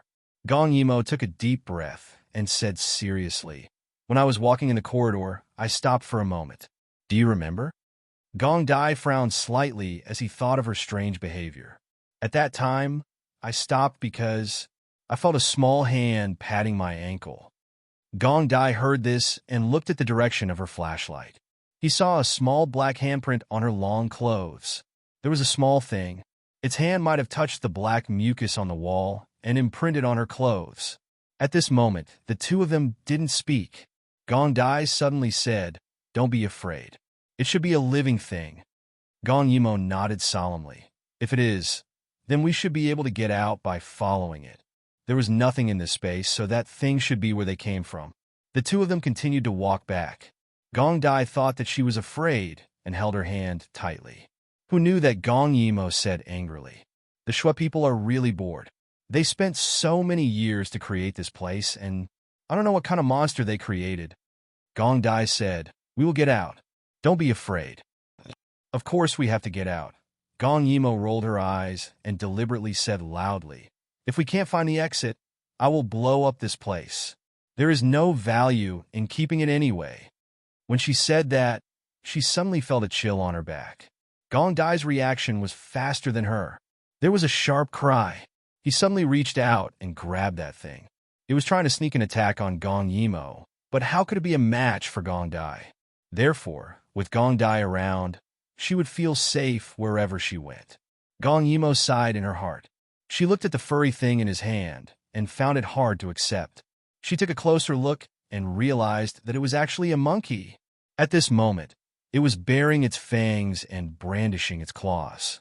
Without thinking, it tried to scratch Gong Dai's arm with its little claws, but how could Gong Dai let it succeed? He exerted force in his hand. Its claws were pulled down, and it let out a weak whimper. "Why is there a monkey here?" Gong Yimo was stunned. Could it be that the people of Snow Country spent 4 years and sacrificed hundreds of people just to summon a monkey?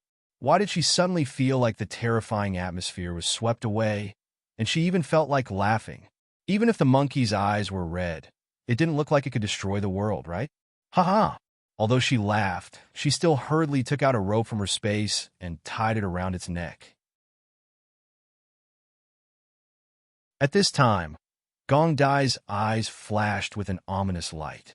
He stared at the monkey and coldly said, "Take us out, or else I'll kill you." The monkey had just regained its freedom and was threatened and trapped.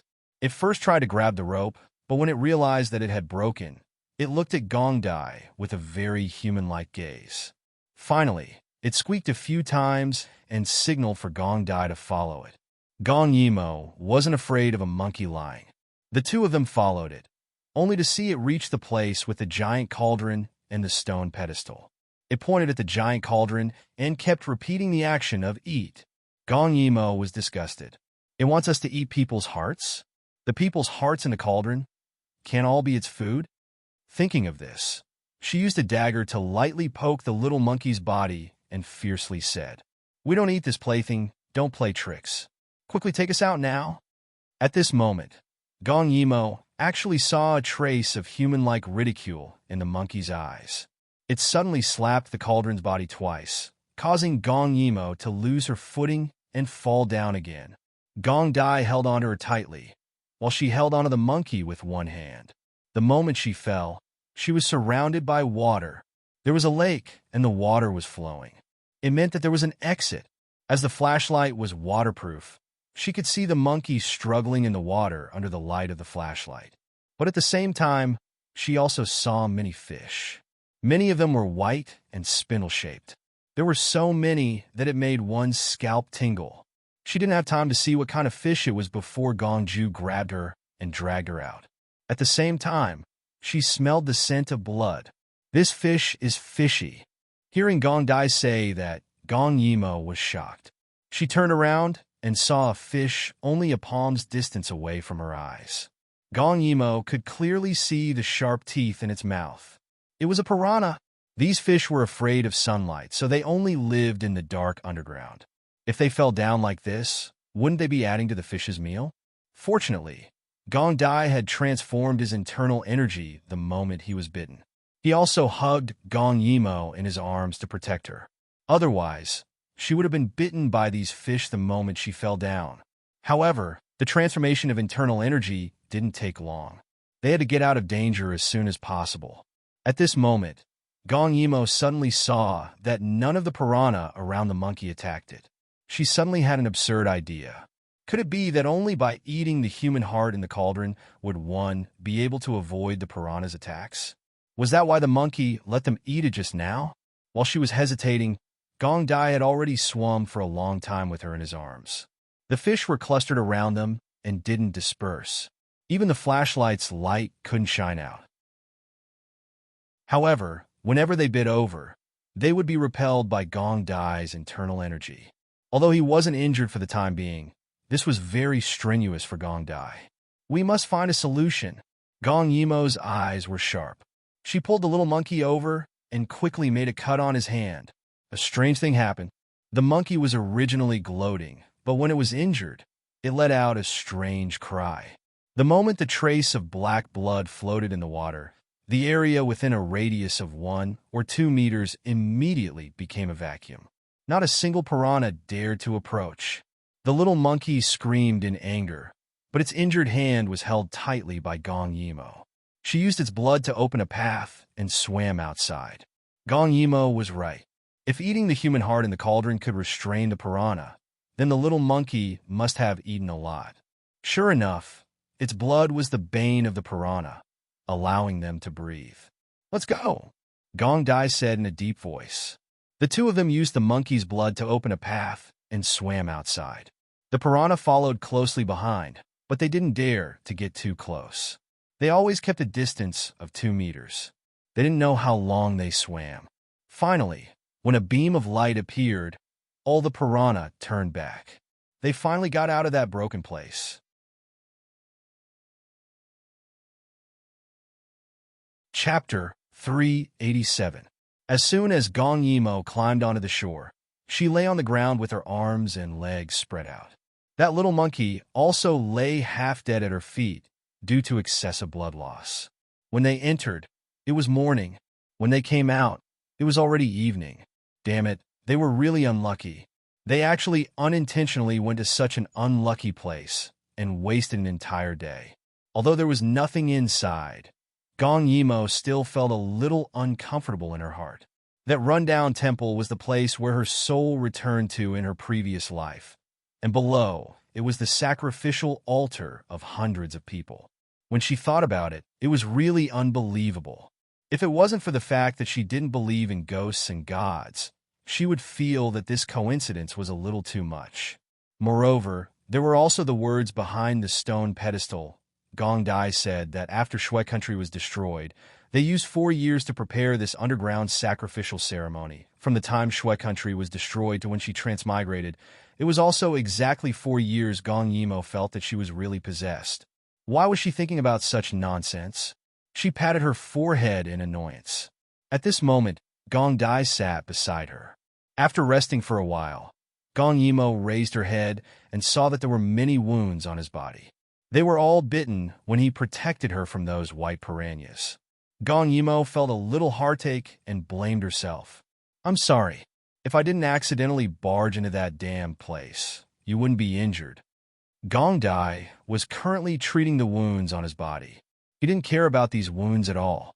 The blood that flowed out was red and didn't feel numb or itchy. Obviously, it wasn't poisonous. "It's okay. It's just a superficial wound." As he said this, he tore off a piece of cloth and used his teeth and left hand to tie up the wound on his right hand. His movements were neat, but a cold light flashed in his eyes. "I didn't expect that there would be such fish in Dayu State. Tomorrow, I'll get the local governor to think of a way to get rid of this school of fish. Also, that rundown temple can't be left there anymore." Gong Dai wanted to tear down the temple. For some reason, Gong Yimo felt both melancholy and relief. In the end, she opened her mouth but did not say a word.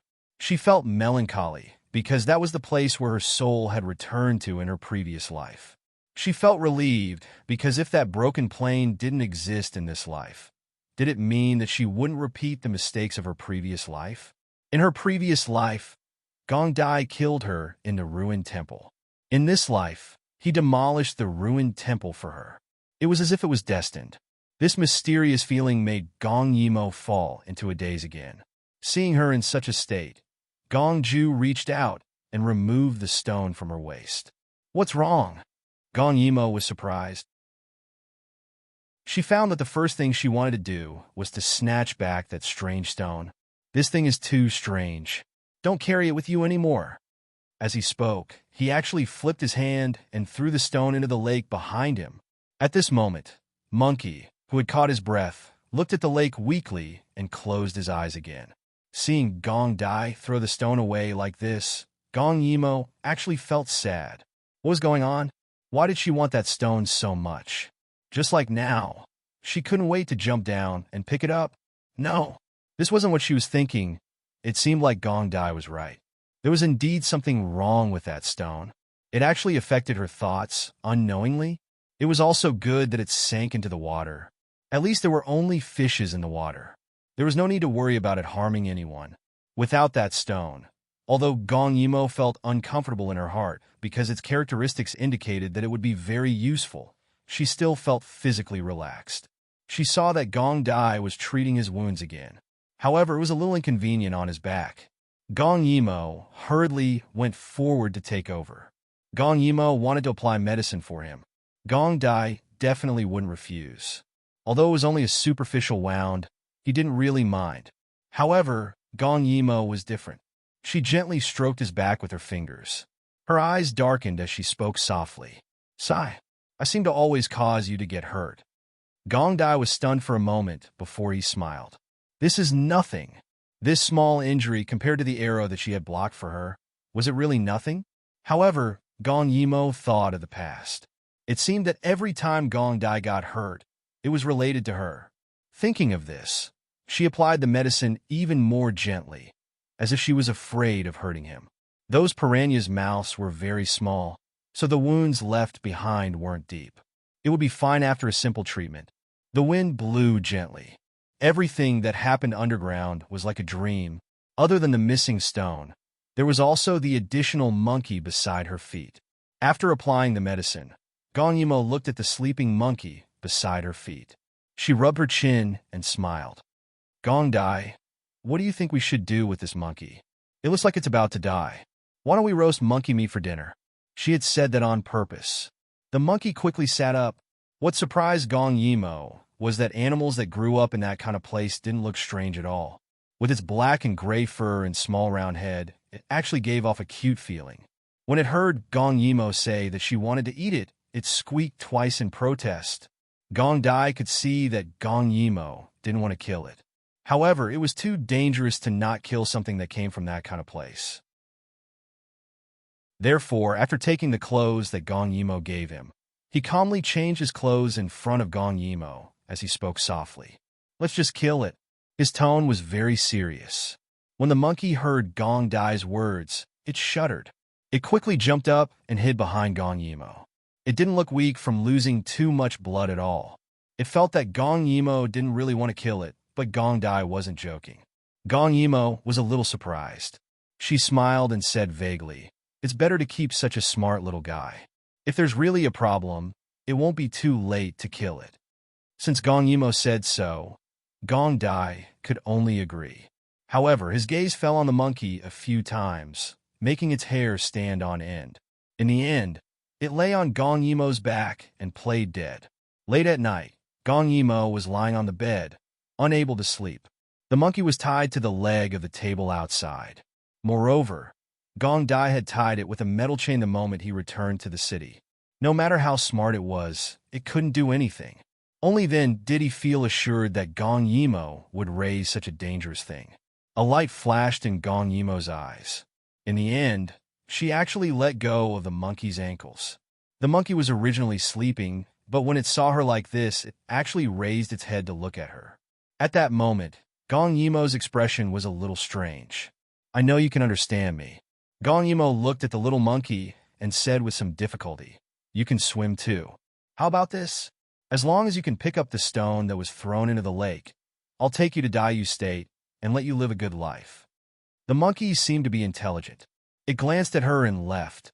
Gong Yimo lay back on the bed again. This time, she fell asleep very quickly. Chapter 388. The next day, when Gong Yimo woke up, she felt very energetic. She looked up and saw that the monkey was lying on her bed. She was shocked and quickly sat up. She realized that the chains on the monkey's legs had been loosened. The monkey's body was wet, and there was something under it. Gong Yimo frowned and pulled out the object. She was surprised to find that it was the stone that should have been lying at the bottom of the lake. In order to make it easier to fix, Gong Yimo used a yellow ribbon to wrap it around her waist. Now it was back, and it was obviously brought back by the monkey. At that moment, she looked at the little monkey, and her eyes flashed with killing intent. But then she thought, if it was really the monkey's doing, then who was the one who unlocked the chains? Even if the monkey was intelligent, how could it open without a key? And the key? She touched her pillow. Sure enough, it was still under her pillow. What a ghost! The best way to deal with this was to kill the monkey and then destroy the rock. Prevention is better than cure. She had once read in a book that there was a type of metal that contained radioactive substances. If it was worn for a long time, it would cause mental confusion. If she guessed correctly, this stone was made of that material. But thinking about it, this stone was given to her by the Shui clan. Why would they want to harm her? Was there a conspiracy? Thinking about the hundreds of dried corpses she saw yesterday, Gong Yimo gradually had an idea. She decided to go back to Dayu State and hide this stone. Then she would replace it with a fake one. She wanted to see what the Shui clan wanted to do. As for the monkey, Gong Yimo thought about it and decided to let it go for now. It was just a monkey. What did it matter? But Gong Yimo did not tell Gong Dai all this because she was afraid that he would be worried. Soon, they arrived at Dayu State. Gong Yimo was very happy to be back this time. Dayu State was her home. She was finally back. The citizens immediately noticed Gong Yimo. From the moment she entered, everyone lined the streets to welcome her. Their princess had returned. Since the commoners were so lively, the officials and nobles in the capital naturally received the news immediately. The emperor was very happy because Gong Yimo had come back this time. She must have solved the matter of the Three Kingdoms horse farm, but he didn't know why he was gone for so long. At the entrance of the palace, Gong Yimo saw the emperor waiting for her from afar. Her eyes lit up, and she hurriedly ran over. She didn't salute and just pulled Gong Chung and said coquettishly, "Imperial Father, are you waiting for me here because you missed me?" Her straightforward words made Gong Chung very uncomfortable, and the smile on his face froze. "You little girl, what are you saying? You're already an adult, yet you're not ashamed at all." But in his heart, he was gratified. After not seeing each other for so long, Gong Yimo was not estranged from him. Gong Yimo pouted and mumbled, "That's because Imperial Father spoiled him." "You." Gong Chung smiled and patted her head. At this time, Gong Che looked at Gong Yimo in a daze. After not seeing her for so long, he really missed her. "Emoa," he said with some grievance. "When you came back this time, you actually only saw Imperial Father and not Imperial Brother." Gong Yimo blinked and looked at him. "How could that be?" "Big Brother Crown Prince, I haven't seen you for a while. How did you become more handsome? The girls in the capital, I'm afraid they can't walk when they see you." Gong Chung pretended to be angry. "Your mouth is getting more and more careless. Why aren't you going in? How shameful." Gong Yimo made a face at Gong Chung. She was not afraid of him at all. Hearing her words, she quickly sat on her palanquin. Gong Dai also dismounted and saluted Gong Chung, coldly reporting the progress. Seeing that the two children were so efficient, Gong Chung was very happy. After praising Gong Dai a few words, he took Gong Dai, Crown Prince, and the others back to the palace. The entire palace was jubilant, welcoming Gong Yimo's return. Now, Gong Yimo's popularity in Dayu State was very high. Before, it was not obvious, but with the development of the river, the benefits of the convenient river channel were increasing. Everyone sang her praises, and someone even wrote a biography of Gu Country's princess, which sold very well. At the celebration banquet in the evening, Gong Dai presented the documents seconded by the three countries. Now, they were only waiting for the law to catch up and officially sign the agreement. Therefore, Gong Chung was very happy, and the rewards poured into the princess's residence like flowing water. The empress sat next to the emperor with a smile, looking a few years younger than before. Now that the river channel was open, people were also very grateful to Gong Che. Long Xiangxiang was dead, and the crown prince's position was unshakable. She, as the empress, was even more prosperous. Speaking of which, she still had to thank Gong Yimo. Therefore, after 30 years of drinking, the empress personally toasted Gong Yimo with a cup of wine and said with a smile, "Mo is really capable. Now that the matter of connecting the three countries has been settled, I wonder what Mo wants to do next." As she spoke, she very generously expressed her thoughts. "If you have any good ideas, don't forget your big brother Crown Prince. He has doted on you since you were young." Gong Yimo's status was equivalent to the Crown Prince, so when she heard her words, she replied without any hesitation. "All right, let's not talk about anything else. Right now, I really have something that I need to ask Big Brother Crown Prince to do." Gong Che was sitting right beside her. When he heard Gong Yimo's words, he immediately waved his hand to dismiss the singing and dancing, leaving only the sound of music. "What's the matter, royal sister? Just say it." In any case, as long as it was her request, he would definitely do it well. Gong Emo smiled. "Brother Emperor, you're the only one who can do this. I want 5 big ships. I want the best craftsmanship and the most experienced boatmen in Daiyu State." When she said this, Gong Che immediately thought of the ship that Gong Yimo had built. That huge ship was the largest, most domineering, and most exquisite ship he had ever seen. Unfortunately, it was later blown up by her own hands. Gong Chung was listening at the side. When he heard Gong Yimo say that she had a plan, he wanted to tease her a little. However, when he heard that it was about ships, his old face was somewhat embarrassed, because he also remembered that huge ship. That was the birthday gift that Gong Yimo wanted to give him. Unfortunately, it was not fated. Gong Yimo pretended not to notice their abnormality and continued, "I have a shipyard at Hangzhou Lake. Those masters are all experienced. When the time comes, I can recruit them to the capital and work with the capital's skilled craftsmen. The craftsmanship must be exquisite, because I want to use these ships to go out to sea." "Go out to sea?" Gong Chung slightly frowned. "What's so good about going to the overseas barbarians?" Gong Yimo smiled. "Imperial Father, this son has read in a book that every continent has its own unique species. Although our Daiyu state is rich, isn't it better to be richer? Also, let those overseas barbarians have a good look at our Daiyu state's elegance." Gong Yimo's flattery was very good. Gong Chung immediately laughed. Their Daiyu state was so rich, it should make the other barbarians envy them. It would be best if they surrendered to Daiyu state and become a vassal state.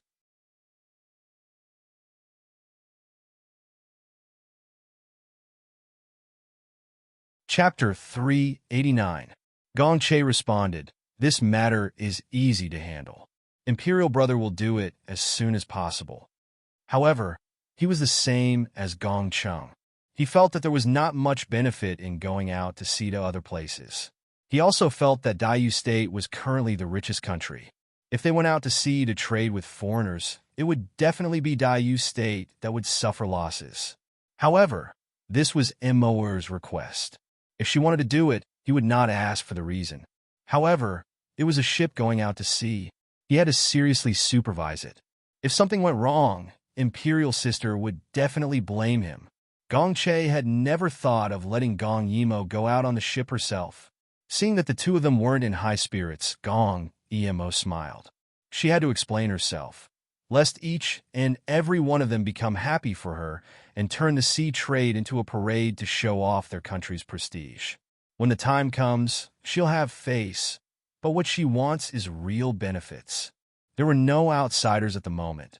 This was a private banquet in the palace. Moreover, the harem was purged. The concubines present were all suppressed by the empress. She did not have to worry about what she wanted to say. It is very important to show off our country's prestige. However, this is not the only reason I want to go out to sea this time. Gong Yimo's jade fingers picked up the wine cup. She smiled gently, but it was exceptionally alluring. At this time, Gong Chung felt his heart move. His daughter was becoming more and more beautiful. After the age of 18, she was like a flower bud that bloomed. Her every frown and smile had a natural bearing. He looked at his son's present. Needless to say, the crown prince and Gong Dai, his other sons, all looked at Gong Yimo with admiration. They did not despise her for being a woman involved in politics. Instead, they admired her from the bottom of their hearts. He suddenly felt a little lucky that Gong Yimo was his daughter. If Gong Yimo was not his daughter, such an outstanding daughter, wouldn't she turn Dayu State upside down? Gong Chung silently praised himself in his heart. On the other side, Gong Emo organized her thoughts and whispered, "Let's start with the basics.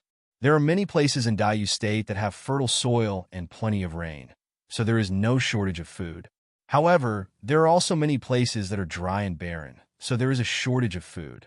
Even though things have improved, we still have to rely on the weather to survive." Gong Yimo was also telling the truth. Speaking of this, Gong Cheng's heart was a little heavy. When he was young, he only wanted to unify the country, but now that he was getting older, he wanted the people to be rich, not just have enough to eat. Therefore, the problem that Gong Yimo was talking about was a problem that he was unable to solve. But it's not that there aren't any species that are suitable for that kind of land and have high yields. It's just that there aren't any on our land. Gong Cheng's eyes lit up, but then he said, "The 4 countries don't have it. Could it be that those overseas barbarians have it?" He didn't believe it. Unexpectedly, Gong Yimo actually nodded. Just like how they don't have our silk and porcelain, they also have something that we don't have. God is fair. Every land has its own wonderful things. Gong Yimo had a world map in her space, but she couldn't take it out because in the minds of modern people, the sky was round and the earth was square. Moreover, the overseas barbarians that they knew were actually places like Europe, Japan, Africa, and Guinea. They didn't know that there were also South America, Australia, and so on. Therefore, she could only vaguely say, there is a country overseas. They have a yellow crop that is resistant to drought and also has a high yield. The books call it corn. It is very suitable for Dayu State's high arid land. In addition, there are potatoes and so on. In another continent, there are red fruits that are also considered vegetables. They are sweet and sour. The locals call them wolf peaches, but I call them tomatoes. There are also cabbage, coconut, carrots, and so on. If we can get all of them, the lives of the people in Dayu State will be richer. This is just the aspect of food. In other aspects, such as astronomy, mathematics, glass, rare animals, jewelry, and spices, we can also achieve integration. As the saying goes, take the strong points of others and make up for our weak points. Although Dayu State is already prosperous enough, who would mind if it became more prosperous? Everyone says that Dayu State is prosperous, but does it mean that the people have enough food to eat and clothes to cover their bodies? Only when everyone can afford to see a doctor, to study, to build a house, and to start paying attention to their appearance in life. That is prosperity. But now, only the rich in Dayu State can enjoy these things. What we need to do is to popularize this prosperity and make it a common phenomenon. Therefore, learning and integration are very important. They are the cornerstones of development. Gong Yimo's voice was clear and melodious. Every word she said, dragged out by the alcohol, made everyone present feel excited for no reason. Take the strong points of others and make up for our weak points. Popularize this prosperity and make it a common phenomenon. Oh, he looked at Gong Yimo. This daughter of his always brought him surprises. It was just like how he never knew that there would be a time when those overseas barbarians could contribute to Dayu State. I will urge Che to take care of this matter for you. I believe that you will definitely bring an even greater surprise to Dayu State. Gong Yimo smiled. Building a ship will take time. Let's not talk about that for now. Now that the national treasury is abundant, Imperial Father, shouldn't you donate some blood for the people? Emperor Gong didn't know whether to laugh or cry. He had just praised her, and now she was asking for a reward from him. Immerse, Just say what you want. Whatever you want to do, I will definitely support you. Gong Yimo's heart warmed slightly, and her eyes curved in a crescent as she smiled. There is one thing that is indeed urgent. Now that the matter of the three countries' horse ranches is on the agenda, and the road repairs won't be done in a day or two. If the three countries work together, it will be much faster. However, our Dayu state should also have its own national highway. Emperor Gong asked curiously, "What's a national highway?" Gong Yimo took a sip of wine, squinted her eyes, and smacked her lips. She said, "Actually, it's an official road. However, the current official road is too narrow. Immerse wants to ask for permission to build an official road that runs horizontally from east to west." Emperor Chung was stunned by Gong Yimo's words, traversing from east to west. His daughter was really amazing. Not only did she build a waterway that ran directly from north to south, the Tianzi Grand Canal, she also talked about a horse-drawn road that spanned across the three countries. Now, she wanted to build a national highway that ran horizontally from east to west. Emperor Gong really didn't know what she didn't dare to think or do. Is the existing official road not good enough? Emperor Gong still asked. After all, the governor of every city would pay taxes to repair the official road. Could it be that the official road wasn't enough? Gong Yimo smiled. Imperial Father, the existing official road is very good. It's enough for the time being. However, have you thought about the future? Could it be that it won't be enough in the future? Emperor Gong felt that it was unlikely. The road wasn't a consumable. It wouldn't be damaged if it was always there. How could it not be enough?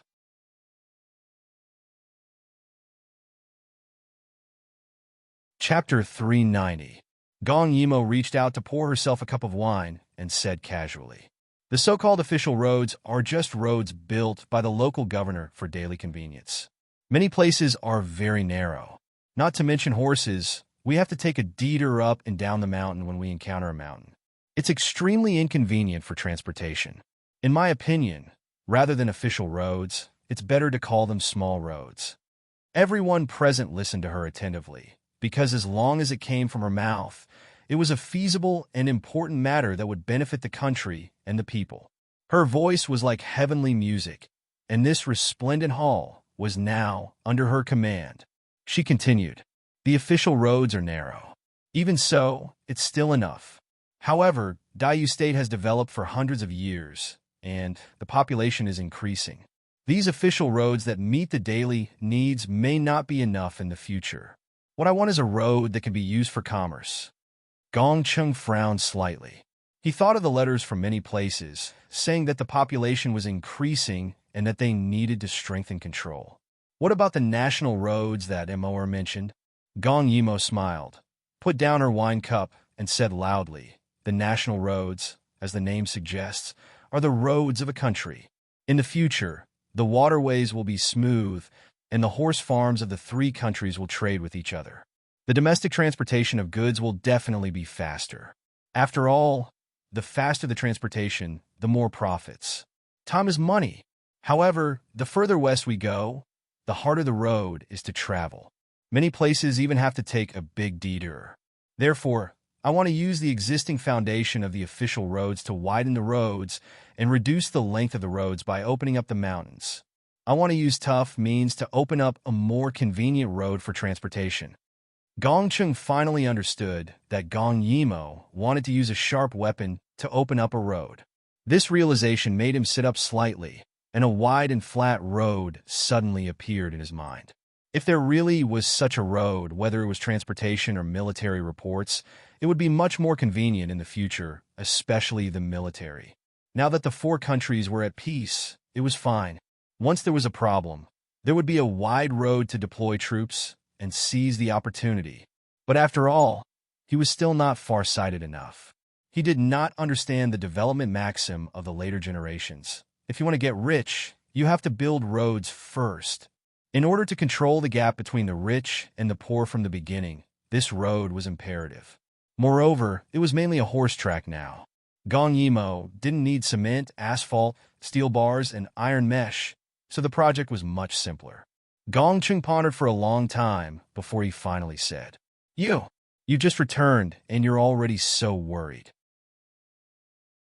I know about this matter. After I discuss it with the ministers, I'll give you an answer. Gong Yimo smiled. Thank you, Imperial Father. When the time comes, I hope that Imperial Father will allow this son to discuss the matter with me. Gong Chung glared at her. I can't do without you. Just you wait.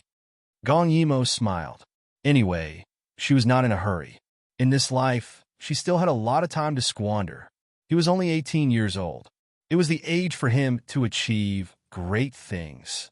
At this moment, the Empress interrupted. Oh, look at you. How could you be led astray by His Majesty and the others? In any case, you're a girl, and you're so beautiful. Let's put these things aside for now. From tomorrow onwards, you should come with me to hold more banquets and see how the capital's noble ladies play. You should also learn from them and give yourself a good holiday. Gong Yimo lowered her head and smiled. I'm afraid we won't be able to play together. After all, she had seen the prosperity of the future. She really didn't care for the playthings of the current women. The Empress looked at her unhappily. That won't do. In any case, you're a princess. You're a role model for the capital's noble ladies to learn from, but you're dressed too plainly. Tomorrow, I'll have someone take your measurements and make a few outfits according to the capital's fashion trends. Otherwise, it'll be too unpresentable. What else could Gong Yimo say? She could only sigh. In that case, many thanks for Imperial Mother's good intentions. Only then did the Empress nod and begin to serve the meal. The banquet was eaten peacefully and happily. Emperor Gong Chung liked this kind of harmonious atmosphere more and more. He felt that Mo was their Dayu State's lucky star. Not only did she have so many wonderful ideas, but she was also able to make people let go of their grudges and get along with each other more comfortably. After 30 minutes of drinking, Gong Yimo was also a little tired, so she got up and bid farewell. Gong Dai originally wanted to send her off, but Emperor Gong Chung took advantage of the alcohol to discuss some important business matters with him and refused to let her go. Gong Yimo winked at him and gloatingly indicated that she didn't want him to send her off. She went to Taiji Palace alone. Other than the eldest princess's residence outside, Taiji Palace was also her residence. At this time, she had something on her mind and hadn't done it yet. On the way to Taiji Palace, there was a garden. This garden wasn't big, so not many people usually came here. Gong Yimo went straight to a big tree and buried the stone that could interfere with people's minds. After doing all this, she seemed to have put down something and sighed in relief. Immerse? Gong Yimo turned around and found that it was actually Gong Che. After not seeing him for half a year, she still missed this older brother very much. Brother Crown Prince? He seemed to have run over and was still a little out of breath.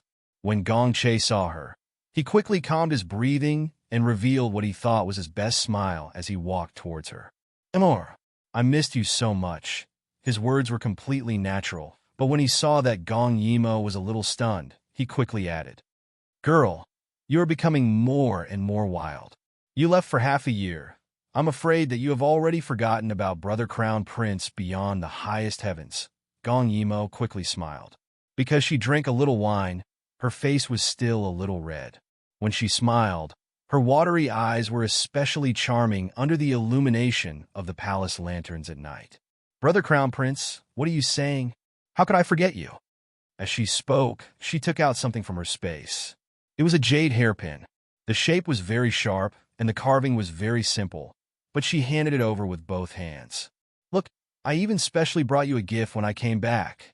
This is a jade hairpin that I personally made. It's made from Lu Ye's unique hard jade. It will look good on you, and it can also protect you. Gong Che's eyes lit up when he heard this and reached out to take it.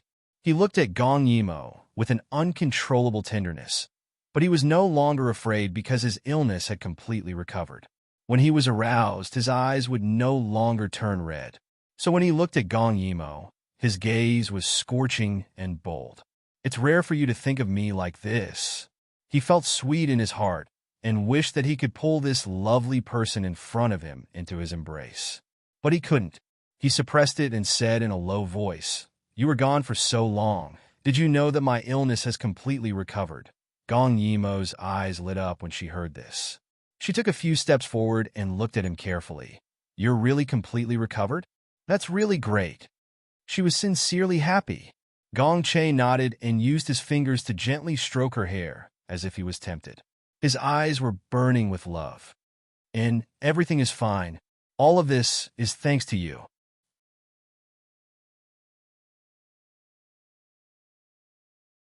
Chapter 391. Gong Che's actions made Gong Emo feel a little ticklish. She shrank back. Her delicate and lively appearance made Gong Che unable to hold himself back and hug her tightly. Emo, I missed you so much. Gong Emo was shocked by his sudden action. Before she could resist, he said, Can you let me hug you for a while? I'm cured. I don't want to share this joy with anyone but you. Gong Emo couldn't help but think of her previous life. In order to hide his illness, he let go of his hands and hugged her. Since he had a smooth sailing life in this life, she hoped that he would have a better life in the future. Gong Emo let him hug her out of courtesy and reached out to pat his back. It'll be better in the future. Her soft voice rang in Gong Che's ears, causing his body to tremble imperceptibly as half of his body went numb. Gong Che knew that she was soft-hearted, and showing weakness was the most effective tactic. He also wanted to hug her like this for a little longer, but with her warm and fragrant body in his arms and the sweet fragrance of her body, when he breathed it into his abdomen, it was like a flame. It made his desire burn fiercely. He couldn't wait to press her into the flowers behind her. But fortunately, he still had some rationality left. Afraid that she would notice the changes in his body, he hugged her tightly for a while before letting go. He cupped her face with one hand and said softly, Can you tell me why you're so good to me? Tell me you love me. Tell me that I'm different to you. He sincerely hoped for that. Gong Che even thought that as long as Gong Emo responded to him a little, it would be enough. As long as he could see her often, he would be satisfied. He would promise that he wouldn't do anything to hurt her. Time wasn't as hard as it was for her. He didn't want much, just a little bit of her gentleness. But now, she was flying higher and further away. Even his last bit of infatuation had become a delusion. So much, so that for so many days and nights, his heart ached from thinking about it.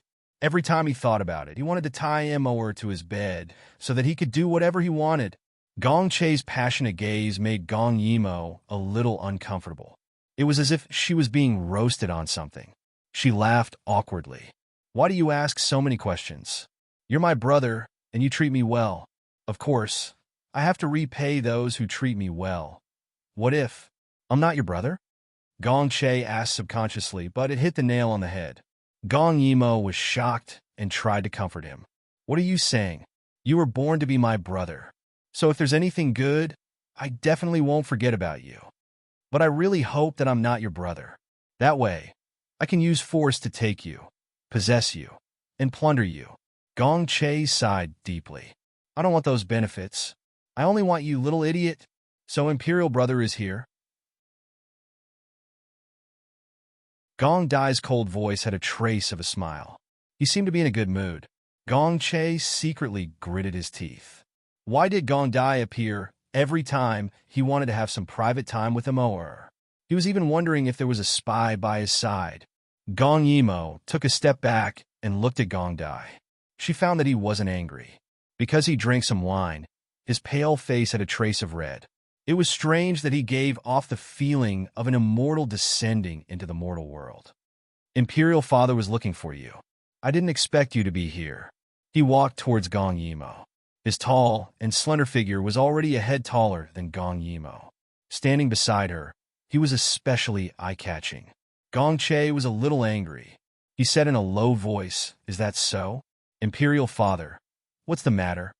Gong Dai looked at the dazed Imperial sister. He was so angry that he wanted to pinch her face. But there were outsiders, so he endured it. So he stared at Gong Emo and chuckled. I heard that it's about Imperial Brother's wedding. It's only half a month now, so he probably wants to ask about your progress. Gong Che was shocked and hurriedly looked at Gong Emo. However, he saw that Gong Emo didn't have any reaction, as if she had already accepted this matter. Gong Che wanted to say something, but in the end, he didn't say it. He wanted to tell Gong Yimo that his marriage was only a stopgap measure. He wouldn't touch Su Miaolon, and he would keep his purity clean from the age of 16 to the age of 22. In these 6 years, from the first time he felt impulsive until now, the only person he wanted to touch was Gong Yimo. However, he couldn't say it now. In that case, I'll take my leave first. Gong Che smiled bitterly, but in his heart, he firmly told himself that it didn't matter. It would be fine when he became the emperor. Okay, brother Crown Prince, go ahead. Gong Yimo smiled. Only then did Gong Che feel slightly relieved. However, when their gazes passed over Gong Dai, there was a murderous aura between the two. After Gong Che left, the smile on Gong Dai's face disappeared. Gong Yimo felt that Gong Dai was a little strange. When she raised her head, she saw that he was looking at her with a burning gaze, as if he was a little angry. Strange. What was there to be angry about when she spoke to the Crown Prince? Actually, I also want to know why you're so good to the Crown Prince. Gong Dai drank quite a bit tonight. If it was any other day, even if he was unwilling, he wouldn't say it out loud. However, today, under the influence of alcohol, and seeing Gong Che hug Gong Yimo, he only felt sour in his heart and couldn't hold it in anymore. When he said this, there was a trace of anger and grievance on his handsome face. He had only seen this kind of expression when he was young. Gong Yimo was stunned by the question. The garden was quiet, and there was an unknown fragrance of flowers. The originally peaceful night, after being asked by Gong Dai, actually had a hint of sex. I'm good to him, because he's the Crown Prince, Gong Yimo said without much confidence. After thinking about it carefully, she was indeed good to Gong Che, even exceeding the standard of a younger sister to an older brother. Is that so? Gong Dai suddenly sneered. He originally didn't want to argue, but when he thought about how there was another person who was different to the royal sister, he felt like his heart was being squeezed by something. He tried his best to learn everything about her, to be magnanimous, calm, and self-controlled. However, he was very clear in his heart that he wasn't like this. If the other person wasn't her, he could be magnanimous, calm, and self-controlled. But the other person was her.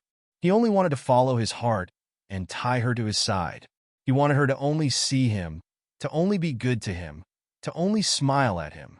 He clearly shouldn't say it, but at this moment, he couldn't control himself. Just because of my older brother, you can come up with plans for him, put yourself in danger for him, and almost died because of him. Then why don't you care about your other brothers? If they had your help, they wouldn't be any worse than the current Crown Prince. Gong Yimo was shocked by Gong Dai's aggressiveness, but why was he different to Gong Che? How should she explain this?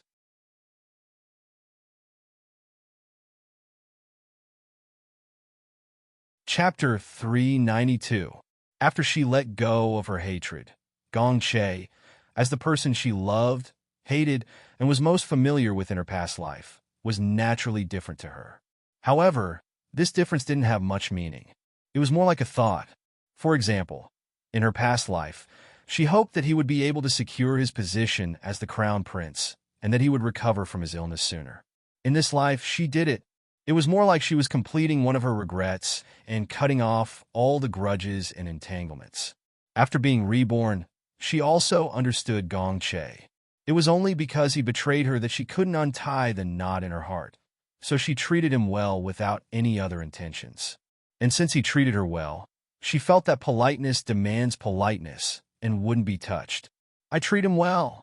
Gong Yimo didn't want to lie to Gong Dai, but this question wasn't easy to answer. So she said, it's probably because he was the only one who treated me well when everyone else didn't like us, so politeness demands politeness. It's not the same. Gong Dai shook his head lightly. I understand you. This is not the same. Gong Yimo couldn't help but lower her eyelids and sigh softly. So what? Don't I treat you better? Gong Dai pursed his lips. It's not the same. He wanted to monopolize her. He wanted to be the only exception. Gong Yimo only felt bitterness in her heart. She hadn't felt this kind of entanglement in a long time. At least there's one thing you need to know. Gong Yimo looked at Gong Dai and pursed her lips. I will never have feelings for him, because the betrayal was too tragic, Even if she knew that Gong Che was different in this life, she would still keep a respectful distance. Why? Gong Dai pressed on, because he also wanted to know why Royal Sister clearly treated Gong Che and him differently. But she didn't have feelings for Gong Che. How could she tell him this? Gong Yimo sighed. Gong Dai, you're forcing me. Her words immediately silenced Gong Dai. He stood there, speechless. How could he forget that Royal Sister had a knot in her heart? How could he force her? Gong Dai was secretly annoyed that he was blinded by jealousy, but he also felt a little wronged. I just want to be the only one in Royal Sister's heart, not the best. The night was as cold as water. His voice was low and hoarse, with a hint of disappointment. The proud Gong Dai could only surrender when he met Gong Yimo. In my heart, there's only Royal Sister. But in Royal Sister's heart, although I'm the most important, it's not because of love. You said before that a drop of water should be repaid with a gushing spring. Since I love you so much, I don't need you to repay me with a gushing spring. I just want you to be equal to me, okay? As long as they were equal. Gong Yimo was silent. She really wanted to try, but she didn't have the courage to promise him. She had a knot in her heart with Gong Dai, so she really couldn't take this step.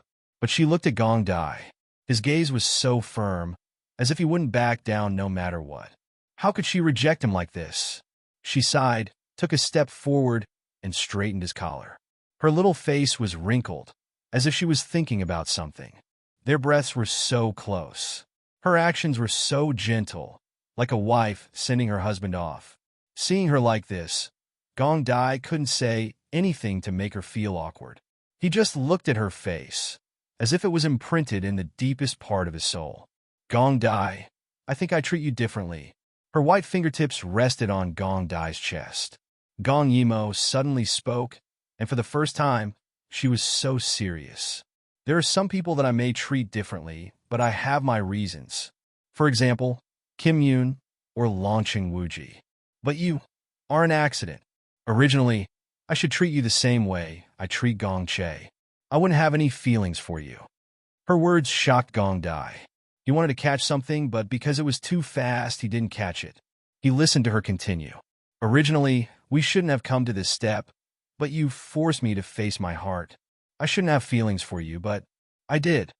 Gong Dai's eyes suddenly lit up. This was the first time the Royal Sister admitted her feelings. She admitted that it wasn't just his one-sided coercion. She also had a heart. At that moment, Gong Dai's whole person came alive. This change was really moving. Gong Yimo couldn't help but step forward. She tiptoed and gently planted a kiss on his lips. The garden was quiet. The moon was round and bright, and there was an unknown fragrance of flowers in the air. But all of this couldn't compare to Gong Yimo's gentle kiss. Gong Dai even wondered if he was drunk and was hallucinating. So he opened his eyes wide, looking a little cute. Those clear black and white eyes reflected Gong Yimo's smiling eyes. Then, she gently bit his lips. Now, do you understand? Gong Yimo moved back a little. Their breaths intertwined. Gong Dai asked in a daze. Understand what? At that moment, the moonlight shone on her face.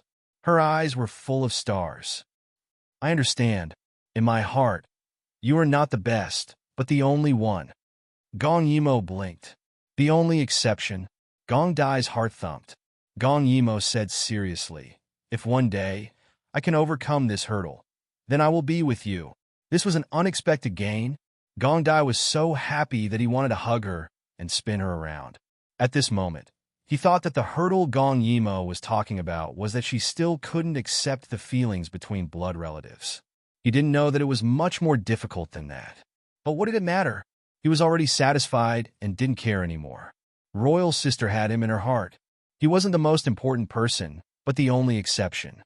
He gently held Gong Yimo's hand. The jealousy from before had long been thrown away. He was a little nervous, but he told her firmly, Royal Sister, I will wait for you. I will wait for the day you accept me. Gong Yimo's mood was complicated, but she still nodded. And because Gong Dai was too excited, he didn't realize that there was a figure hiding under a tree in the distance, watching the scene in front of him. Prince Chi liked the eldest princess. Although he didn't see that kiss, he saw the two of them looking at each other affectionately under the moonlight. His heart thumped, and he quickly chanted a meditation mantra to calm himself down. After digesting this news, a cold light flashed in his eyes. He planned to quickly go back and tell his master everything. When that time came, he would definitely have a meteoric rise. But before he could leave, two black figures blocked his escape route. You saw it all? One of the black figures laughed softly. That laughter was ghostly and cold, making people's hearts turn cold. Since that's the case, then go and see the King of Hell. As he spoke, the other person had already stepped forward, covered his mouth, and slit his neck. Blood splattered. Chapter 393. The poor spy managed to escape Gong Dai's detection with great difficulty, but was killed by Gong Dai's secret guard. His dream of a meteoric rise was shattered in a second. From this, it could be seen how powerful Gong Dai was in the palace. Gong Yimo heard a sound and quickly turned her head to look. However, Gong Dai was one step ahead of her and kissed her deeply. He was so eager and joyful that Gong Yimo found it hard to refuse. Don't be afraid, no one is there. Gong Yimo was a little dizzy as their lips and teeth intertwined. However, after hearing what he said, it was obvious that he had brought a secret guard. Then, wouldn't her actions just now have been seen by others? Her face flushed red as she angrily pushed Gong Dai away. He actually dared to bring a secret guard in the palace. This person was really getting more and more daring. I'm going to rest. Goodbye. She turned around and quickly ran towards Taiji Palace. That monkey had a wild nature. She still wanted to go back and have a good time. Gong Dai didn't chase after her because he coldly saw a corpse being dragged away in the dark. His red lips curled up as he sneered. Although the Long family was dead, there were still people in Daiyu State who wanted to secretly trip him up. However, he didn't expect these people to be so daring. It seemed that he hadn't killed for half a year, so their minds were active again. In that case, he didn't mind playing with them again. Everything was proceeding in an orderly manner.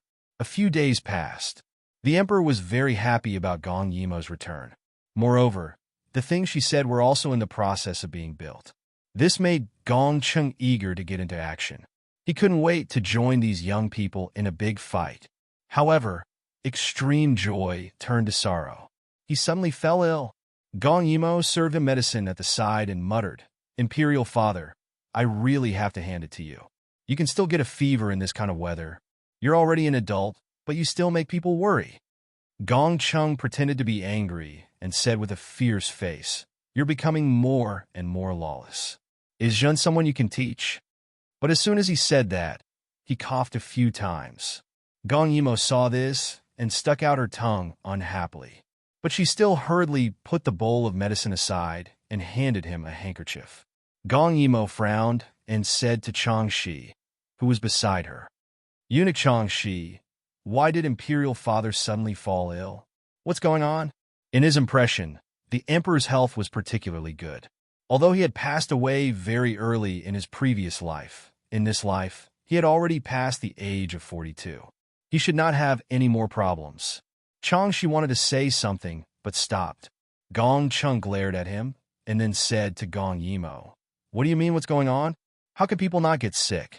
I'm old, so it's normal for me to be a little sick." Gong Yimo widened her eyes and said exaggeratedly, "What? Imperial Father is not old at all. Imperial Father is good-looking and has an imposing appearance. Such an outstanding person will definitely live to be 100 years old." The emperor laughed. "You don't have a lock on your mouth. Moreover, why is it 100 years old? People will say long live when they compliment me." Gong Yimo frowned and said in a low voice, "Those are all lies. If Imperial Father can live to be 100 years old, it will be my greatest wish." Gong Cheng smiled and touched Gong Yimo's head with some relief.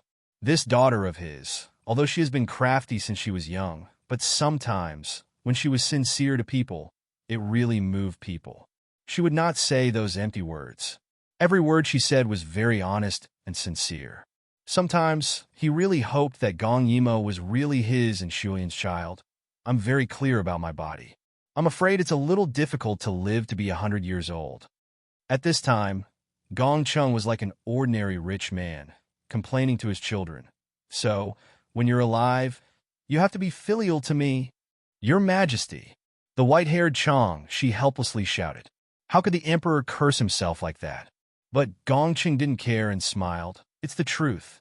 At this time, he suddenly thought of something and said in a low voice, Immerse, Imperial Father's body looks good, but when he was young, he was seriously injured once and almost died. Gong Yimo was stunned. Why hadn't she heard of this before? Gong Chung was the emperor of Dayu State. If he was seriously injured, wouldn't Dayu State turn the sky upside down? Seeing that she didn't believe him, Gong Chung smiled and said, It's not in Dayu State, but in Wan City, which is the original Shui country. The two words, Shui country, made Gong Yimo's lively little face slightly pause. Then, she heard Gong Chung say, It's the country where your imperial mother lived. Now, it no longer exists. You were still young when your imperial mother died. I'm afraid you don't remember, right? Gong Yimo nodded. I don't have much of an impression of it. Gong Chung suddenly sighed. He was originally full of vitality, but with this sigh, he unexpectedly showed a somewhat decadent appearance. He touched Gong Yimo's face, but it was as if he saw through her and saw another person. Shui country was a very strange small country. Their people were very poor, so they repeatedly harassed Dayu State's border. However, I insisted on destroying Shui country because this country was really too strange. It should be the only country that was still popular with witchcraft at that time. Having such a neighbor was really unsettling, so I pressed the border with an army, wanting to directly subdue Shui country. Seeing Gong Yimo listening attentively, Gong Chung smiled. I can only blame myself for being too young and impetuous at that time. I thought that such a small country could be destroyed in 7 days at most with 100,000 troops. However, I didn't expect that their methods were so strange. I was caught off guard and was poisoned by their strong poison. At that time, I almost died. My 100,000 troops would also be like a group of dragons without a leader. In order to avoid this situation, Changshi personally sneaked into Shui country and captured their goddess, who is also the princess of Shui country, and forced her to detoxify me. She is Shulian. Gong Yimo didn't expect there to be such a story. Then what happened? Then Gong Chung smiled, as if he thought of something beautiful and interesting. Your imperial mother was a very weak person, but she was very stubborn. She refused to detoxify me. Later, Changshi had no choice but to say that as long as she was detoxified, Dayu State would withdraw its troops. At that time, when she heard that, she really did loosen up and detoxified me. However, because I was poisoned for too long, my foundation was damaged, and I haven't been able to recuperate since then. Gong Yimo frowned. Gong Chung wasn't a person who went back on his words. What did he mean by Shui country was destroyed? Gong Cheng's expression suddenly became cold. At that time, I really wanted to withdraw the troops and send Shulian back. However, the king of Shui country thought that I had insulted Shulian, so he overestimated himself and rebelled against me. He even wanted to kill my savior in public. Naturally, I wasn't willing, so I broke my promise for the first time and destroyed this country. Speaking of this, he sighed, but because of Shulian's friendship, I didn't kill them all. I only expelled those who were unwilling to submit. Chapter 394. When Gong Yimo heard Gong Cheng's words, she realized that the Shui clansmen she met were the ones who were expelled because they refused to surrender. The others who were willing to stay had long assimilated with the people of Dayu State. Seeing her deep in thought, Gong Cheng's expression was conflicted for a moment before he asked in a low voice, Immerse, do you resent Jin? After all, Jin caused you to lose your mother's clan. Gong Yimo stared blankly for a moment before she revealed a sweet smile. How could that be? She thought about her words and said seriously, State affairs, family affairs, and private affairs, I'm very clear about them. After all, our positions are different and our political views are different. As for me, I'm a person who can look at problems rationally. Don't worry, Father Emperor. Gongqing felt that it was a bit inconceivable because Gong Yimo was only 18 years old. How could she see through things to this extent? He said after some consideration, Jin caused you to lose your mother's clan and also caused you to stay in the cold palace for 6 years. Do you really not resent Jin? Gong Yimo waited for him and muttered, I used to resent you. But if Father Emperor tells me more about Imperial Mother, I'll consider forgiving you. Her words clearly showed that she didn't put these things in her heart.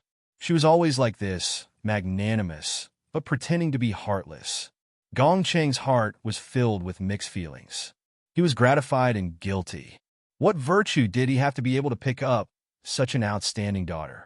All right, Jin will tell you. As he spoke, he no longer avoided the past and recalled the past. The entire Zhaoyang Hall was exceptionally harmonious. The people in the emperor's sleeping quarters were all trustworthy. As they quietly worked on the matters at hand, they would intentionally or unintentionally listen to the father and daughter's conversation. This scene was like an ordinary father and daughter, with a sense of intimacy. Green smoke rose from the golden dragon top incense burner. As Gongqing spoke, he actually felt a little sleepy. Gong Yimo was still in high spirits. Father Emperor, you just brought Imperial Mother into the palace like this? She's such a stubborn person. Isn't she very unhappy? Gongqing lay on the dragon bed, narrowing his eyes as he thought, Your Imperial Mother is very unhappy, but she didn't seek death. As he spoke, he glanced at Gong Yimo. She had discovered that she was pregnant. As a mother, she would not commit suicide so easily. Gong Yimo's eyes lit up. Then Imperial Father, how did you conquer Imperial Mother's heart in the end? There was a trace of a smile on the corner of Gongqing's mouth. Naturally, it was through his meticulous care, his overbearing pampering, and his determination to betray the world. But he himself didn't expect that when he was young, he would have such a crazy time. The face that used to only appear in his dreams was now becoming clearer and clearer. He could even hear her cold and stubborn voice calling his name. Xuelian, are you all right? Father. Father?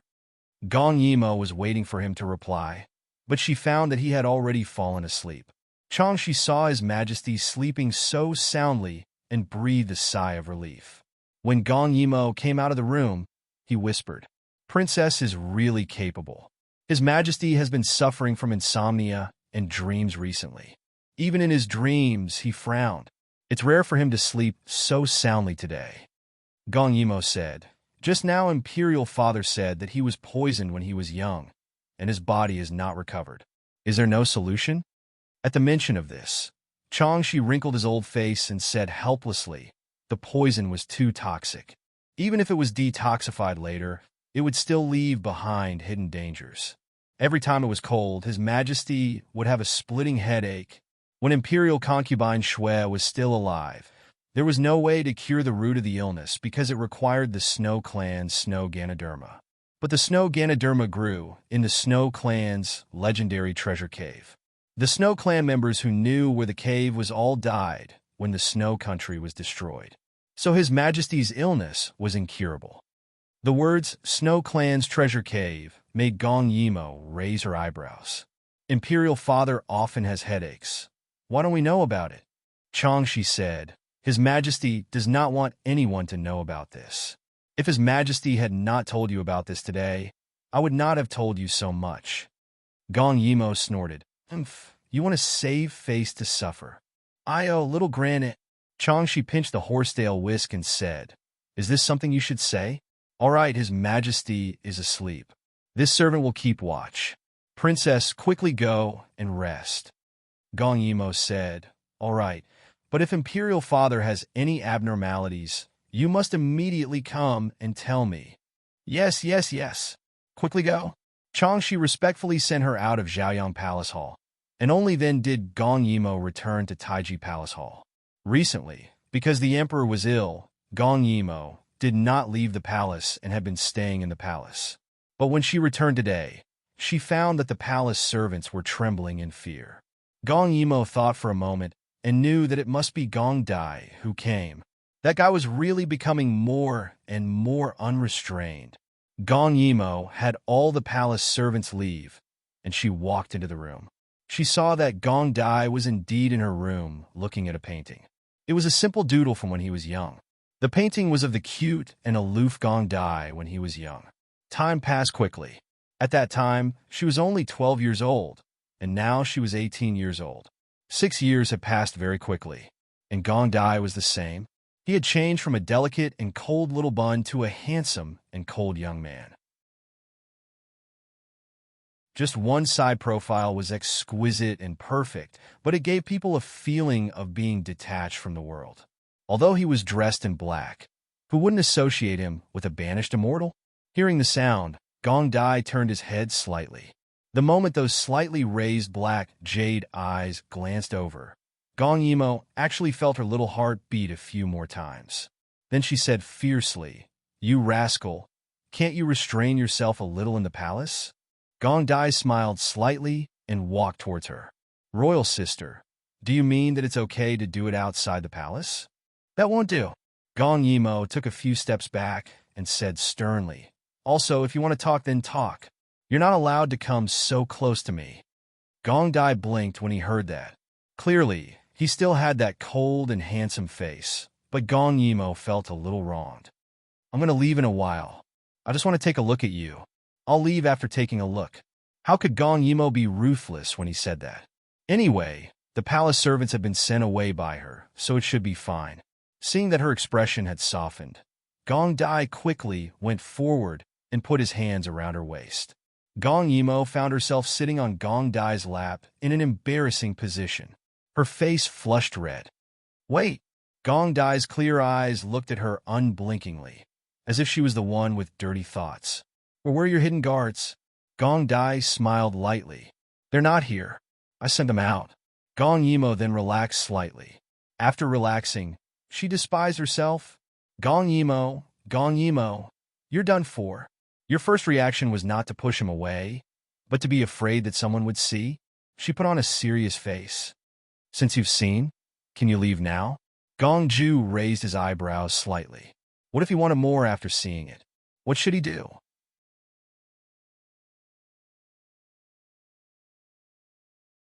Chapter 395.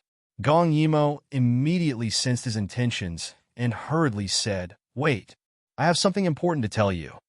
Gong Dai raised his eyebrows slightly and hugged Gong Yimo without letting go. He whispered in her ear, "Speak." Gong Yimo shrunk her neck. That white chin looked so shy and seductive in Gong Dai's eyes. Her slightly shrunk neck and her delicate skin were like fine white jade. Gong Yimo sat on his lap and naturally felt the changes in his body. This time, she was so scared that she didn't dare to move and honestly talked about the important matter. "It's like this. Imperial Father is sick. Moreover, I found out that Imperial Father is sick because there is a hidden danger in his body that is difficult to suppress. As he gets older, it starts to act up." Actually, Gong Dai knew that Emperor Gongcheng had headaches, but Emperor Gongcheng didn't want others to know, so he pretended not to know. So what? It was normal for old people to die of illness. He secretly invited a godly doctor to take a look, but the doctor only shook his head and said that the root of the illness in the emperor's body was difficult to cure. Gong Yimo lowered her head and muttered, "It's fine if it can't be cured, but today I heard from eunuch Chong that there is a snow lingji in the Shui clan's treasure. That thing can cure Imperial Father's chronic illness." Gong Dai looked at her lowered head and unconsciously a grieved appearance. His Adam's apple bobbed. "You want to find the Shui clan's treasure?" He thought of something and said, "Don't you want to repair the national highway?" Gong Yimo nodded. "That's why I thought of you." She raised her head and looked at Gong Ju with a pair of extremely trusting eyes. Her voice was loud and clear. "I want you to help me repair the national highway." Gong Dai was stunned. There was no other reason. If it was just ordinary repairs, it would be fine. But Royal Sister actually wanted to teach him the method of making refined weapons. This was no longer a simple trust. This was something that she would rather die than let go of. Gong Yimo's heart pounded when she said this because she didn't know if this was the right thing to do. But if she had to hand over the secrets, The person she trusted the most would definitely be Gong Dai. Gong Dai didn't want to be the emperor. He held great power and gradually controlled the economy. In other words, if he wanted to be the emperor of Daiyu state, Gong Che wouldn't be his opponent. He was much stronger than in her previous life. In her previous life, Gong Che had her help, but in the end, he and Gong Ju shared the world equally. In this life, she helped Gong Ju even more. His strength could be imagined. Therefore, Gong Dai was trustworthy. He had a high status, wasn't greedy for power, and wouldn't be tempted by money or beauty. He was also very capable. Most importantly, he was taught by her. He was the only person in the world who knew about physics and chemistry other than her. Excavating a mountain was technically difficult, but as long as he was taught the ropes, he could do it well. But this matter was also risky. What if Gong Ju changed his mind after the woman was given to him? Once his ambition swelled, he could easily flatten the 4 countries and unify the Central Plains. Even if she wanted to stop him, the chances of victory were 50%. It would cause great suffering, and the result would be even more terrible than in her previous life. But she still believed in him. In this life, he wouldn't betray her trust. She firmly believed. Gong Dai stared at her quietly. No one knew better than Gong Dai how careful Gong Yimo was. She guarded this weapon and wasn't willing to tell anyone. She was afraid that the person who used it would have evil intentions. She was afraid that in front of such a huge temptation, even the most upright person would become greedy. Therefore, she had always been on guard. Besides Gong Yimo, he was also the person who understood the power of this weapon the most. He even felt that as long as Gong Yimo let him test it once, he would be able to figure out its composition. At that time, with this weapon in hand, he would be invincible in this world. No man would be able to resist this kind of temptation. He looked at the little person in his arms. Unknowingly, she was no longer the omnipotent and tall sister. She was now a little woman who would act spoiled in his arms. He had grown up, and she had become more and more petite. At this moment, she was looking at him with her pair of clear eyes. Her eyes were full of trust, but there was also a hidden uneasiness.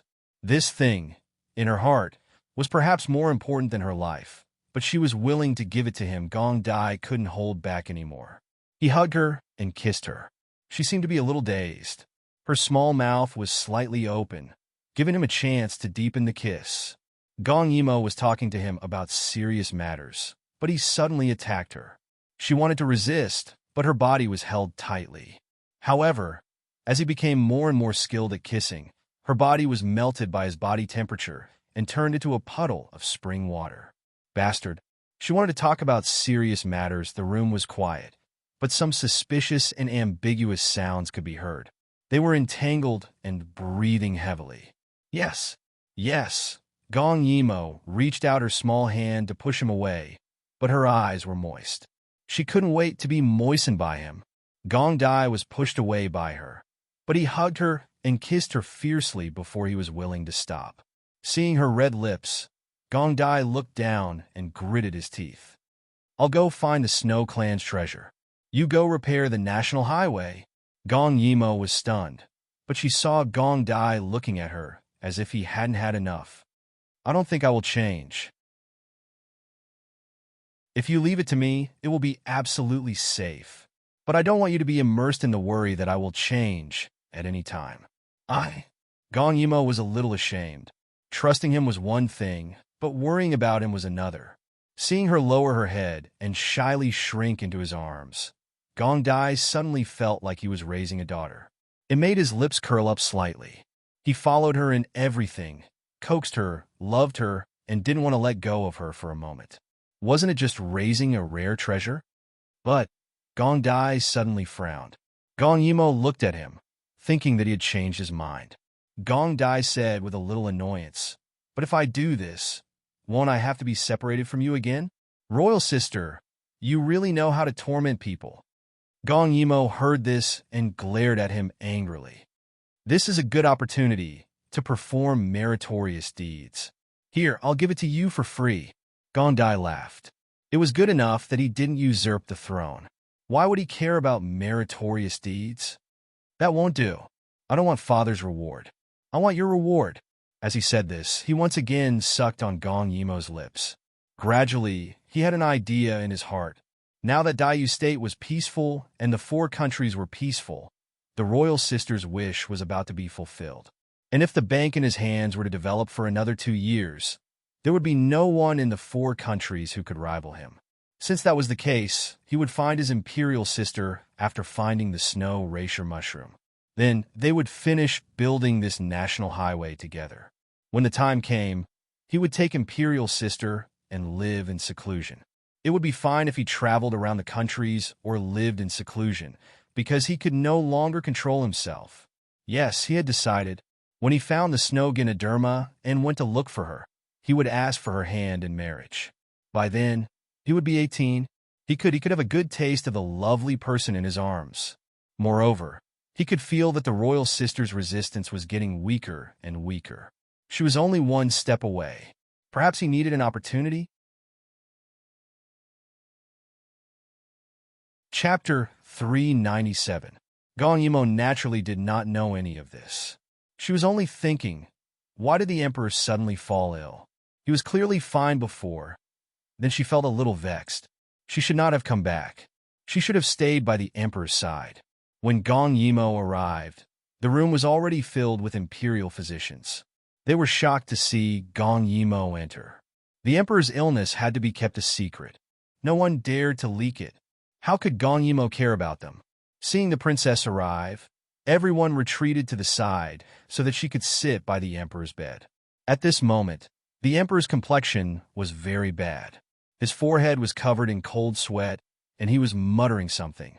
Gong Yimo leaned over to listen. She heard him calling her and Shuelian's names. Her heart immediately ached. What's going on? She said angrily. The dissatisfaction in her voice made everyone kneel down. Gong Yimo usually did not get angry, but when she did, her little face darkened and her murderous aura overflowed. She was even scarier than the emperor. At this moment, Changshi, who was standing at the side, said with a conflicted expression, "Princess, don't worry. The imperial physicians have seen him just now. The medicine is already brewing. His Majesty might have a fever that caused this illness. He will be fine after the fever subsides." Gong Yimo was still unhappy. Where's the medicine? The medicine is here. The medicine is here. At this moment, a young eunuch hurriedly rushed over. Under Chang's signal, he directly delivered the medicine to Gong Yimo. At this moment, she was expressionless. The atmosphere in the bedchamber was terrifyingly oppressive. The imperial physicians below did not dare to breathe loudly for fear of angering her. Changshi supported the emperor and allowed Gong Yimo to feed him the medicine spoon by spoon. He sighed in his heart, not knowing what to do. He could see that the princess was very sensible. She also cared for the emperor. This matter must have been initiated by the Prince of Qi. If the Prince of Qi wanted to get something, even the princess would not be his opponent. However, should he let the emperor know about this matter? He was loyal to the emperor, but Gong Yimo was also a child he liked very much. He didn't want to see the father and daughter fall out because of this matter. But if he didn't say anything, wouldn't it cause even greater trouble? Eunuch Changshi? Changshi was stunned. He realized that it was Gong Yimo who was calling him. He was distracted just now. The young eunuch who delivered the medicine was Chang's trusted aide. He was also very quick-witted and quickly said, "Head steward, the princess asked you just now. Has His Majesty ever been in such a situation before?" Changshi hurriedly looked at Gong Yimo and found that she was looking at him seriously. Her expression was inquisitive, and he smiled to cover it up. Old people are useless. I was distracted just now. Replying to the princess, His Majesty has never been like this before. Gong Yimo frowned. In other words, it was getting worse as she got older. After feeding him the medicine, she helped Gong Chung lie down and then looked at the people below coldly. Who has always been in charge of Imperial Father's chronic illness? At this time, a very old imperial physician saluted and replying to the princess, "It's this old official who is in charge." Gong Yimo nodded. Imperial Father's illness. If there's snow Ganoderma, can it be completely eradicated? The old imperial physician showed a difficult expression. After thinking for a moment, he deliberated and said, replying to the princess, His Majesty's body has been damaged for too long. Even if there's snow Ganoderma as a guide, to remove the root of the illness, this official only has 50% certainty. Gong Yimo narrowed her eyes in displeasure. The certainty is so low. At this time, Gong Dai also came. He glanced at the people kneeling on the ground. Seeing Gong Yimo frowning, he asked directly, What's wrong? Seeing Gong Dai, Gong Yimo felt a little relieved. Nothing. It's just that we have to find the snow Ganoderma quickly. Changshi listened from the side. The princess is actually going to find the snow Ganoderma? One must know that in order to find the snow Ganoderma, His Majesty almost turned the former Shui country upside down. Gong Yimo wanted to find it as difficult as ascending to heaven. But her concern is really touching. Although she's not His Majesty's biological daughter, she's much more considerate than His Majesty's biological daughter. Changshi glanced at Gong Dai, but saw that Gong Dai was also looking at him. His heart couldn't help but jump, thinking that Gong Dai discovered something. At this time, Gong Cheng suddenly coughed a few times and woke up. Imperial Father, Gong Yimo hurriedly called out and looked at him with wide eyes. The emperor's head hurt, but seeing so many people in the room, he said in a hoarse voice, What's going on, such a big scene? Gong Yimo breathed a sigh of relief and patted her chest. Scared me to death. Imperial Father, your old illness acted up, and you fainted from the pain. Gong Cheng subconsciously glanced at Gong Dai. Gong Yimo glared at him. What, are you afraid of people knowing?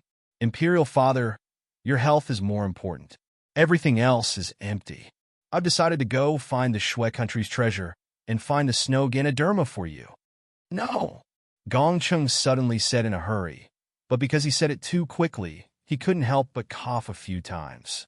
Seeing him making such a big movement, Gong Yimo patted him and asked in puzzlement, What's the matter?